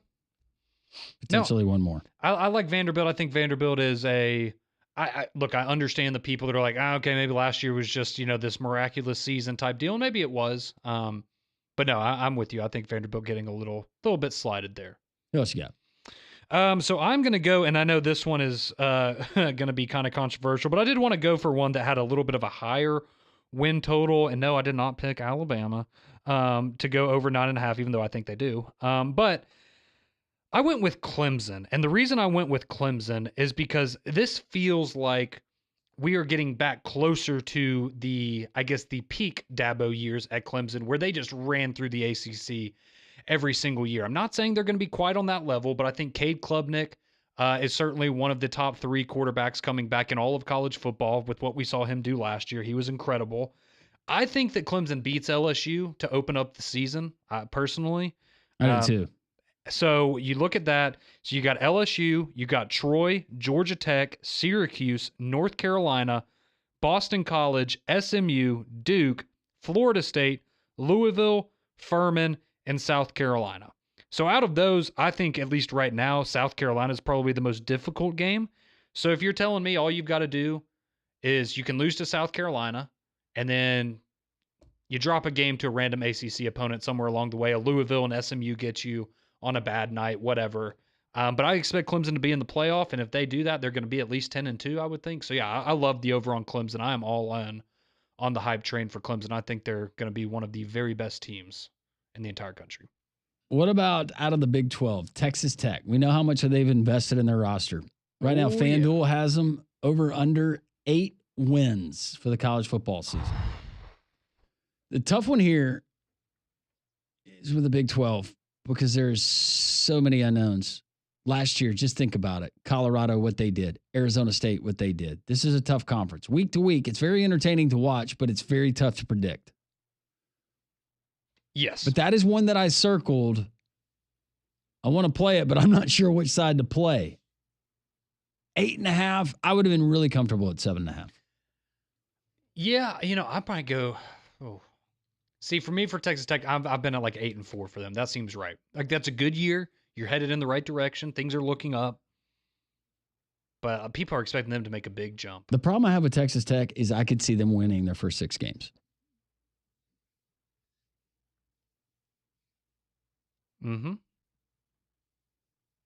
And then does the momentum carry over, or do we maybe have a false idea of how good Texas Tech actually is?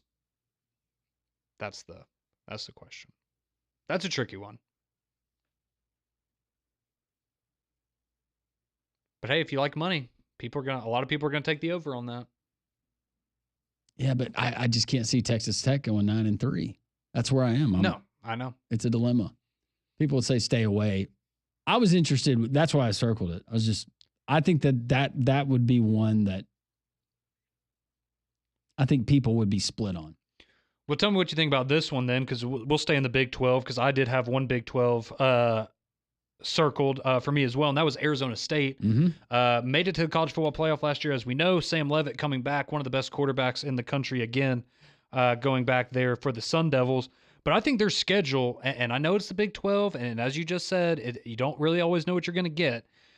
But you have Northern Arizona, Mississippi State, Texas State. That's your first three. That's no problem right there. Baylor, I think Baylor's going to be pretty good, and you do have that one on the road, but you got TCU, not sold on them. Utah, trying to figure out what comes after Cam Rising in that era. Texas Tech, maybe that's a game where, whoever wins that game, they go over. The loser goes under their projection. But you have Houston, who's they're trying to rebuild. I think they're going to be better. Willie Fritz, he'll get it done. They'll be better. Iowa State, I don't know if I'm banking on them being as good as they were last year again. You have West Virginia, Colorado, who's rebuilding, and then an Arizona program that's not in a great spot right now either. So Arizona, they're at 8.5. I think they should clearly be the favorite on paper in the Big 12. So, yeah, I like them to win at least 9 games and go over the 8.5. That would be my Big 12 pick. I want to circle back to the SEC. Okay. Missouri, 7.5. Oh, that's a tricky one. I do not know what to make of Missouri this year. I'm going to go under. That's probably the way that I would lean right now. And under in the sense of I see 7 and 5. I see 7 and 5. South Carolina, 7.5. That's another one I thought about bringing up. And I thought about putting it in the poll question too. You lost a lot. And that's Sellers the thing. Is great. Lenore Sellers is great. Dylan Stewart. I mean, they might have the best offensive and defensive player in the conference at the end of the year. That's a possibility for them. But they lost a whole lot. They lost a whole lot on top of, my concern with these kinds of programs. And you could say this going back to like an Arizona State, I just brought up. How do you handle expectations, right? Nobody expected anything from South Carolina last year. So now that you're going to have that target on your back, you're not going to fly under the radar anymore. How do you handle that? That's why I stayed away from that one.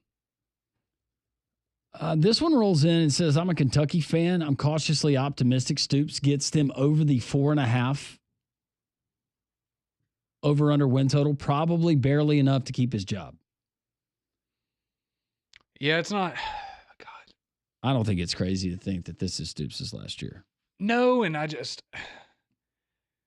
And maybe we're wrong. Maybe this is the guy that they needed. But to go from Will Levis to Devin Leary to Brock Vandergriff and now try to convince me that Zach Calzada is somehow going to be better than any of those guys, I don't see that. No. And that is another one that I would go under the 4.5. I would, yeah. 4 and 8. I would probably stay away from it. But yeah. Or 3 and 9. I'm not particularly optimistic about I'll give them Toledo. About Kentucky. Yeah. We give them Toledo. Yeah. I'll give them Eastern Michigan. I will not give them South Carolina on the road. I will not give them Ole Miss, nor Georgia, nor Texas, nor Tennessee, nor Auburn, nor Florida. I will give them Tennessee Tech. Vandy and Louisville. Yeah, Vandy's the one. If they're going to win a conference game, it's going to be that one. You got any more? The other one, I had one more from the Big Ten. And this is another team that is getting a lot of preseason hype. Again, not saying they're going to make the playoff necessarily, but I think they can go over their total, and that is Illinois. So they are a 7.5 is their win total for the upcoming season. And so you look at what they have to work with. They have a very similar schedule to Indiana last year, where Indiana was able to capitalize and find themselves in the playoff. Altmaier. And Luke Altmaier coming back. I like him a lot at quarterback. But you got Western Illinois, Duke, Western Michigan, Indiana. That could be an interesting one. USC, Purdue, Ohio State, Washington, Rutgers, Maryland, Wisconsin, and Northwestern. So you do have to play Ohio State, but you avoid Michigan, Penn State, and Oregon. So I think right there for Illinois, making it to 8-4 at the bare minimum, I think that would be considered a disappointing season in a lot of Illinois fans' minds. So I love this over 7.5. I think they should very easily be 9-3 or better at the end of the year if they stay healthy. All right. There's our bona fide. And we will continue to add to these as we get closer. By the way, 100 days away from the start of the college football season. Did I read that correctly? 100 days. Double digits tomorrow. Countdown begins. Is there anything else you count down for? Christmas. Yeah. You got the calendar with the chocolates? Yeah, I have my Tua Advent calendar, like I was telling you all about. Tua Advent calendar. That's what it was. 3-man front. We continue on Jocks 94.5.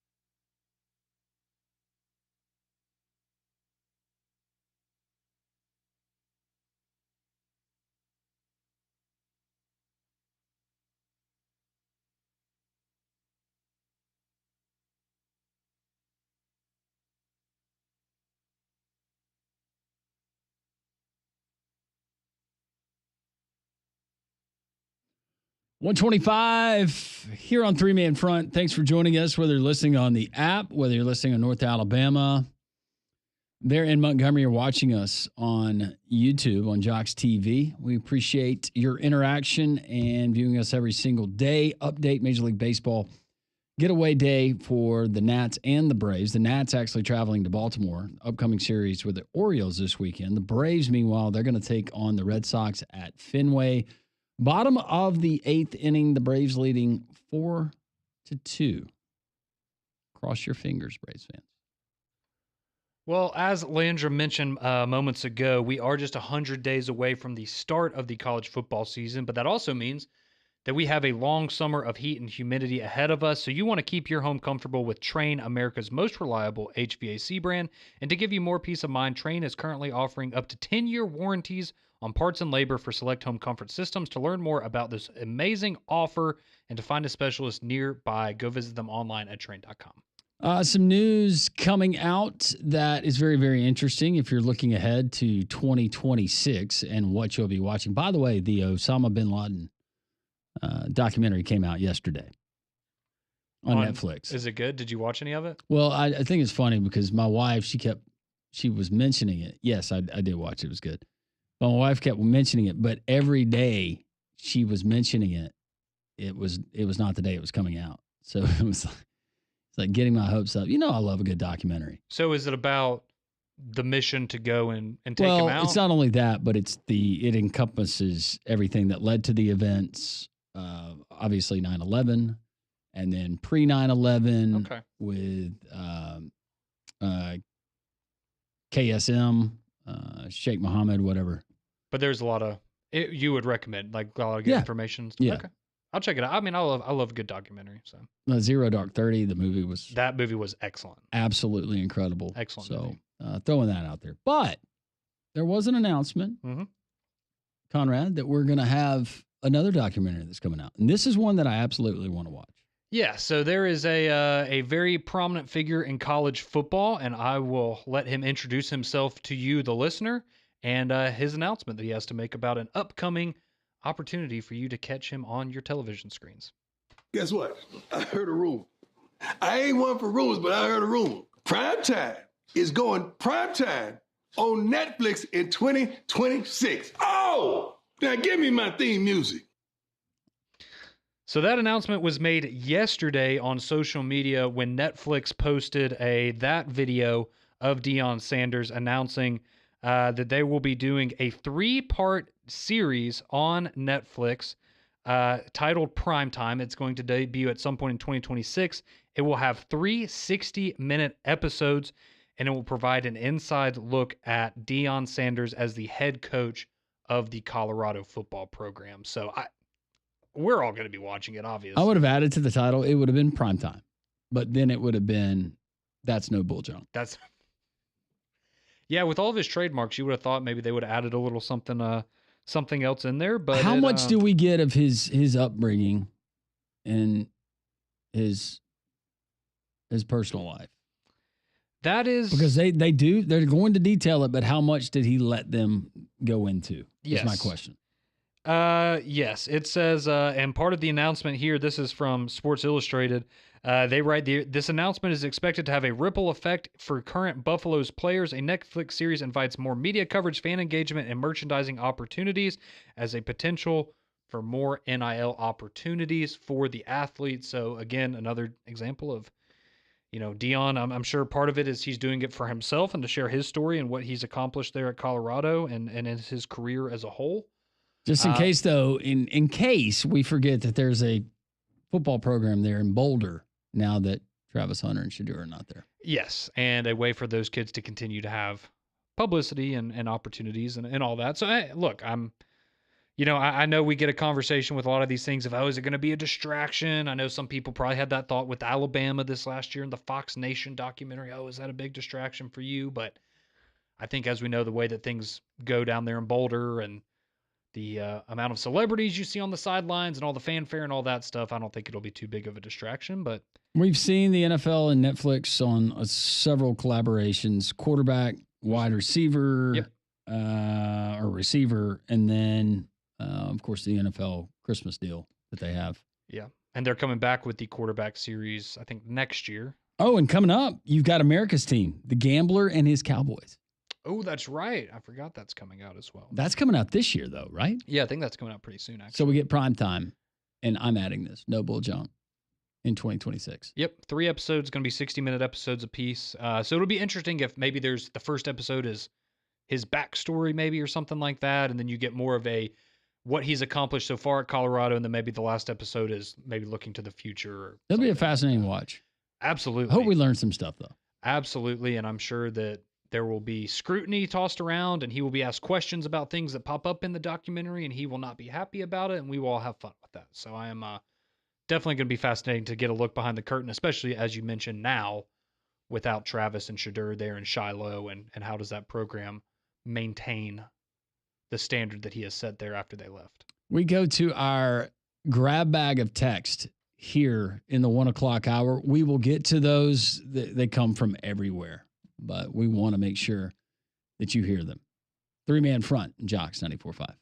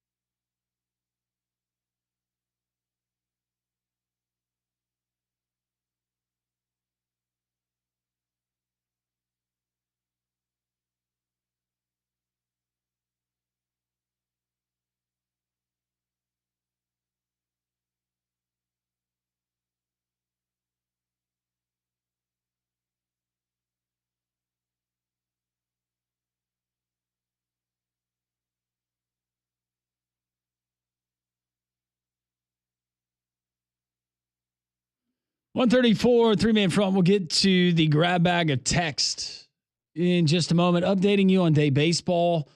Braves leading 5-2, top of the 9th as the Nationals come to the plate. Iglesias is out there. Oh. Everybody just breathe deep. But if the Braves can win, that would make it 3 out of 4. They would be back to 500 after squandering a game last night, and they'll take on the Red Sox. We get the Yankees later on today as well, right? I believe we're off today. Are you off today? Yeah, because we have the Mets tomorrow, and traveling back from Seattle. Rest for the Mets. Yep, and that's a long back. trip. Yes, it is.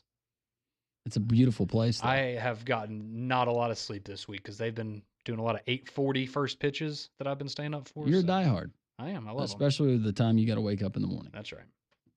We will get to that. Speaking of baseball, we got pro basketball playoffs going on right now. College football season, college basketball season, across all sports, you're going to find a multitude of them at our friends at Prize Picks. Prize Picks is a daily way for you to interact and for fantasy players everywhere to win up to 2,000 times your money. It's really easy. You go, if you haven't already downloaded the Prize Picks app, you download the app, you fill out all of your information, set up your account, enter promo code WJOX. It's important you do that, and this is why. Your first $5 play on a player projection, win or lose, you get $50 instantly back to the account. So download the app, fill out all your info. WJOX is the promo code. Your first $5 play, win or lose on your player projections, they're going to kick back $50 instantly. We've been going basketball playoffs this week, Conrad, and you've been so helpful in that regard. Today, though, we are going to go baseball. I love it. Baseball. I'm a little more comfortable with the baseball. I'm a lot more comfortable with the baseball. I am too, honestly. And today, and to describe it, you got demons and goblins when it comes to Prize Picks. So certain guys will have you're like, wow, that's a really low number. Well, it pays out a little bit lower. And then you have the goblins, which they're harder to win, but it qualifies you for higher payups, like up to 1,000 times whatever you put in. Oh, okay. All right. So with that being said, we will go Major League Baseball. I am trying to scroll down and find a good one for you. But how about Brandon Lau? Okay. What are we working with? He's actually on my fantasy team, and this is why I know. Oh, okay. But he's had a rather warm bat here lately. Okay. Are we doing the hits runs? plus runs batted in right now, and it is a goblin, which is a green, which is a lower number, but a lower payout. Okay. We're going to go with this, 0.5. Oh, easy money right there. More. Okay. We're going to go more on that one. Jose Altuve. I know, but don't let that factor in. I know. Also, a goblin. 0.5. Also at 0.5. Hits, runs, and runs batted in. Oh, yeah. Taking on the Rangers. I'll go against my better will. I know he's not having the great year, but he's still hitting about 260. So yeah, I'll go more for that as well. All right. So if we hit on both of those, we're a winner. So it's just two player projections like that. And they got all different kinds of categories that you can choose from. Prize Picks. Download the app today. It's a whole lot of fun. You can be a winner like so many other Jocks listeners. The text line is open. This is our grab bag, 205-834-9450, because it's coming from a lot of different topics that we've discussed throughout 3 hours and 38 minutes of this show. We've been all over the place at times. Question comes in. Conrad, did you cry when Saban announced his retirement? I actually did not, and I think the reason that I didn't is because A, I'm a man, and B, I'm just kidding. But the reason I honestly don't think that I did is because in the moment that it happened, we had so much to do. If we had if there was a behind the scenes camera following us all around, I mean, it was nuts. I don't know how to explain it, because I don't want to compare it to another field or anything, but it's just something goes off inside of your head, and it's all right. It's time to go to work. You're not focused on the emotional part of it. You're just, there's so much to do. How do we make this happen? So adrenaline takes over. Yeah. So that's why I think I did not cry when Nick Saban retired, because I immediately went into, oh crap, I got to get to the station. What do we need to do? I got to lift this car by myself off of this human being. Yes. Now, I didn't want to compare that to saving a human's life, but yes, I felt that way. I felt like Superman. You were Superman. We had a great time up here. That was a great broadcast. That was fun. We were up here all night and couldn't believe it was happening. No, because we had literally been on the air talking about it, going, oh yeah, they're gonna have a meeting with the players. Nothing's gonna come out of it. And immediately, like 2 minutes after I walked in the door and got home, it was announced that he retired and back to work. If for no other reason, it was for my mental checkbox to check that box off, because the prior 5 years we had this is what we're going to do if he retires. Yeah. Plan. And then it was like, okay, we're good. We're done with that. Yeah. It was a crazy time. It was. Drake says, when you guys get a chance, y'all need to try the new chicken strips from Mickey D's. Okay. Is it chicken strips or straps? It says straps here, but I was just guessing it was strips. I'm assuming chicken strips. All right. Chicken I guess they're straps would good be then. good. If he's recommending we try them. I remember they used to have them and I liked them. So if they're the same, then I'm sure they're good. This one is aimed at you. Okay. Jeremy says, hey, Conrad, the Iron Bowl's at Jordan-Hare Stadium this year. It's going to take a lot more than 4th and 31 to beat us at home. So don't put that L by Auburn's name just yet. Well, I went and talked to the Voodoo Sisters a couple years ago, and one of them was not doing well. Well, yeah, unfortunately. So that's part of why I gave Alabama the win, because, it's not even playing field for Auburn this year. Let's just be honest. They're not going to have the usual magic. So, hey, guys, Xavier Griffin and Jamarian Matthews are the top 2 players from Gainesville. Interesting story is they're both from Harvest, Alabama. I'm near Huntsville. Played AA basketball with my son. Jamarian played at Sparkman here until next season. That's something that Rodney alluded to. Xavier Griffin moved to Georgia about 3 years ago, started to play football. Look at them both now, big-time recruits, but really got their starts here in the northern part of the state. That's very cool. Yeah, that's what we were talking about with Rodney and how they were going to be teammates together. So Jamarian Matthews, the one who's already committed to Alabama, Xavier Griffin, the guy who just decommitted from USC and will be visiting Alabama. Back to Deion. He's got a Netflix documentary, primetime, coming out in 2026. This listener says, the question is, does Deion fall on his face without his star players? What would be considered falling on his face? Like 4-8. I was about to say 5-7, losing records. I was about to say I'm going to give him a pass for a lot of things this year, just because of how much talent that he did ultimately lose. But yeah, I think anything under 500 would be disappointing. Luke chiming in. He says, I'm a Kentucky fan and I'm cautiously optimistic Stoops is going to get them over 4.5, probably barely enough to keep his job. I like Kentucky over Ole Miss at home unless they lay an egg like they did against South Carolina. Ole Miss isn't that good this year. Then again, UK hasn't won an SEC game at Kroger Field since September of 2023. Oh. Heavens. Ugh. That's a tough one to swallow right there. Haven't won a home SEC game in what very well could be over 2 years, depending on how the beginning of this season goes. And I think as far as conference games or against Power 4 opponents, that was probably the most relaxed Auburn fans had been in quite some time when they played on the road. And well, we were just talking about Kentucky beginning of the hour with our win totals, and Jarquez had 800 yards rushing. He did have 800 yards rushing. But we were talking about Kentucky, and the only SEC team we really thought, maybe they'd get a win over would be Vandy. Like that would be probably their best chance.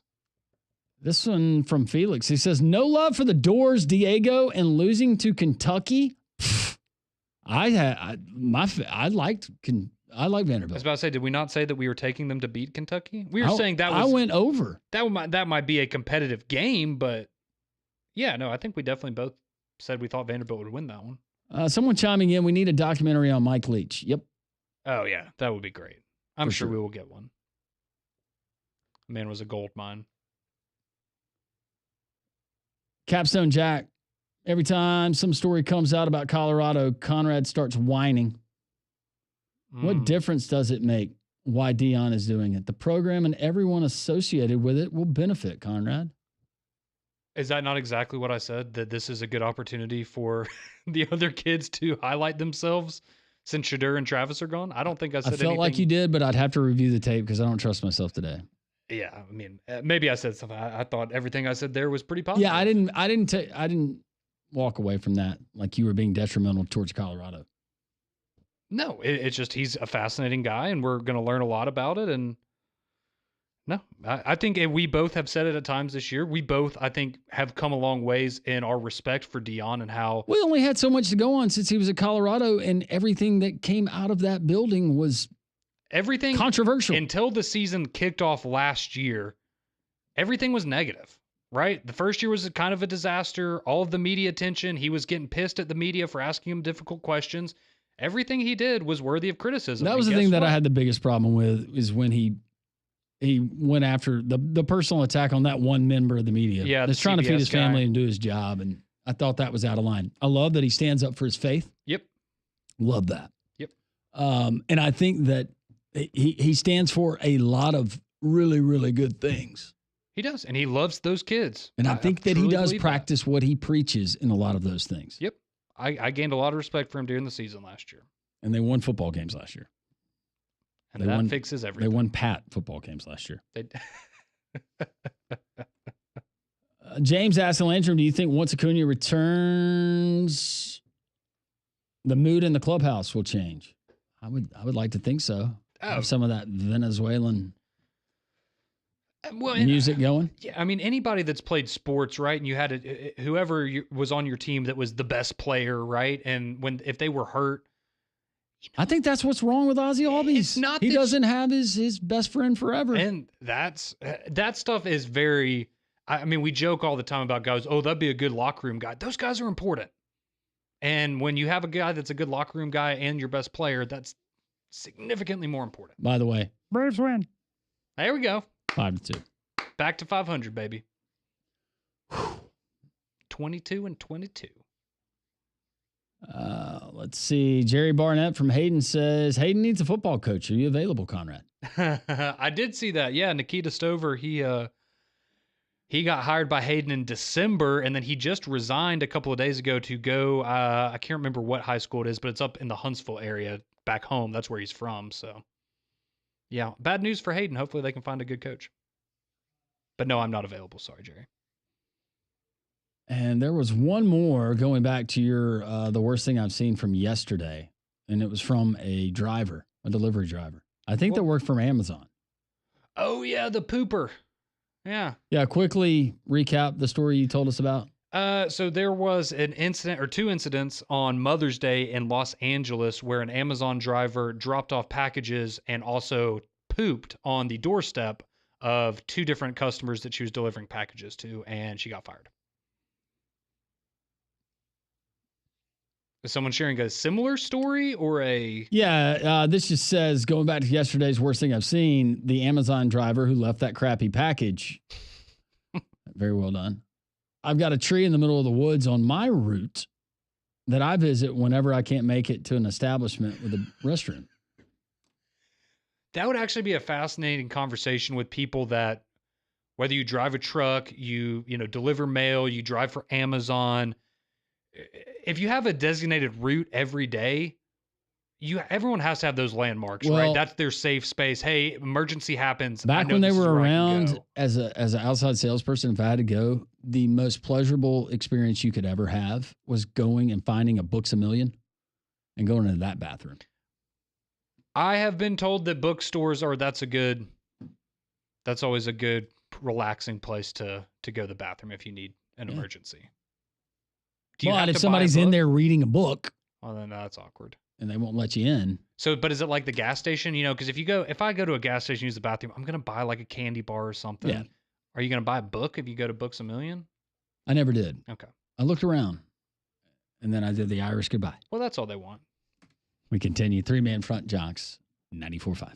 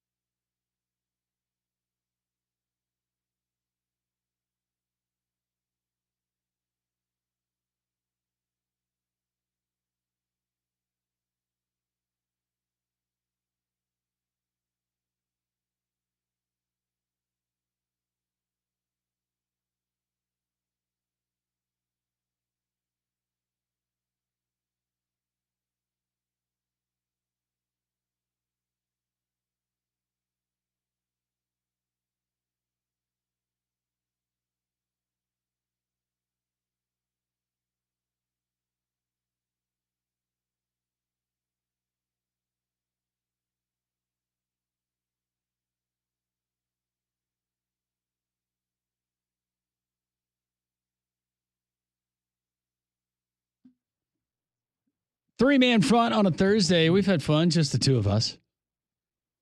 Landrum and Conrad. I've had fun, Conrad. I've had fun, Landrum. That's what it's all about. It is. It just means more. SEC baseball. Regular season series finales beginning tonight. Alabama, 18th in the country, taking on Florida, 23rd in the country. 5:30 Central Standard Time. They're from Gainesville on the SEC Network Plus. Meanwhile, Auburn, 6th in the country, according to at least one publication, taking on Ole Miss. They're in Oxford, 6:30, the first pitch, SEC Network Plus. I'm looking at the lines, the updated Vegas lines for the SEC baseball series. For the most part, the home team is favored. Florida is a -1.5. Ole Miss is -1.5. Even Oklahoma, -1.5 over Texas. Okay. LSU is taking on Paul Maneri in South Carolina on the road. South Carolina, if you haven't been paying attention, they are not good in college baseball this year. They enjoy giving up 20-plus runs. They do. They've done that a few times this Yes, year. they have. What was it, 24-1, 24-2? Yeah, against to Florida. Auburn. Or no, Auburn, and then Florida was like 23-3 or something. It was very similar. Yeah. LSU going in there on the road, and LSU is very, very good, but LSU on the road is -3.5. Yeah, and I mean, as you said, LSU is quite good, but that's bad. Just it caught my attention because you don't see that a whole lot when it comes to the SEC. Quickly, other games, big series coming up tonight. I mentioned you've got Texas and you've got Oklahoma, but also some other key battles you have in the SEC. If I can find my page, Conrad. Right now, you've got Vandy at 16-11 as they're playing at home. Georgia is at 16-11 in conference play. Auburn is at 16-11 as well. Meanwhile, Alabama and Tennessee at 15-12. Tennessee taking on Arkansas. That should be interesting. So when it comes to seeding, standings, and all of that good stuff, if Alabama, if the season ended today, Alabama would play Wednesday morning at 9:30 at Regions, and they would take on the winner of Missouri and was it Texas A&M? Or No, that was it was Missouri and Florida, I think, if I'm not mistaken. It was Missouri and Ole Miss. Or Ole Miss. Miss. I finally found my page. Sorry, guys. And then Auburn would play Wednesday night, 8 p.m. They would play the winner of Florida and Texas A&M. Okay, that's where, yeah. I knew Florida was in there somewhere. I did too. It's hard to keep up with, and the reality of it is, while that is great information, it's probably all going to change, just based on what happens over the weekend. Currently, though, right now, by Baseball America's bracketology, you got Texas listed as 1 seed, LSU 2, Auburn 3, Georgia 4, Arkansas 5, Vandy 7, Alabama 12, and then Tennessee in there as well. Alabama slated, though, to be one of those regional hosts, Auburn as well.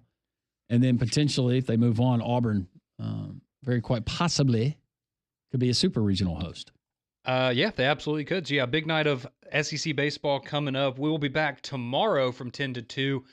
We don't have time to get to it today, unfortunately, but a little tease for tomorrow. Very interesting story coming out here in the last few minutes from ESPN about Caleb Williams. Apparently, Caleb Williams was attempting to play in the UFL last year to avoid being drafted by the Chicago Bears. A new book coming out talking about some of these quarterbacks trying to manipulate the system to end up in different landing spots. So that's something we can definitely keep our eyes on for tomorrow. Paul Feinbaum Show coming up next.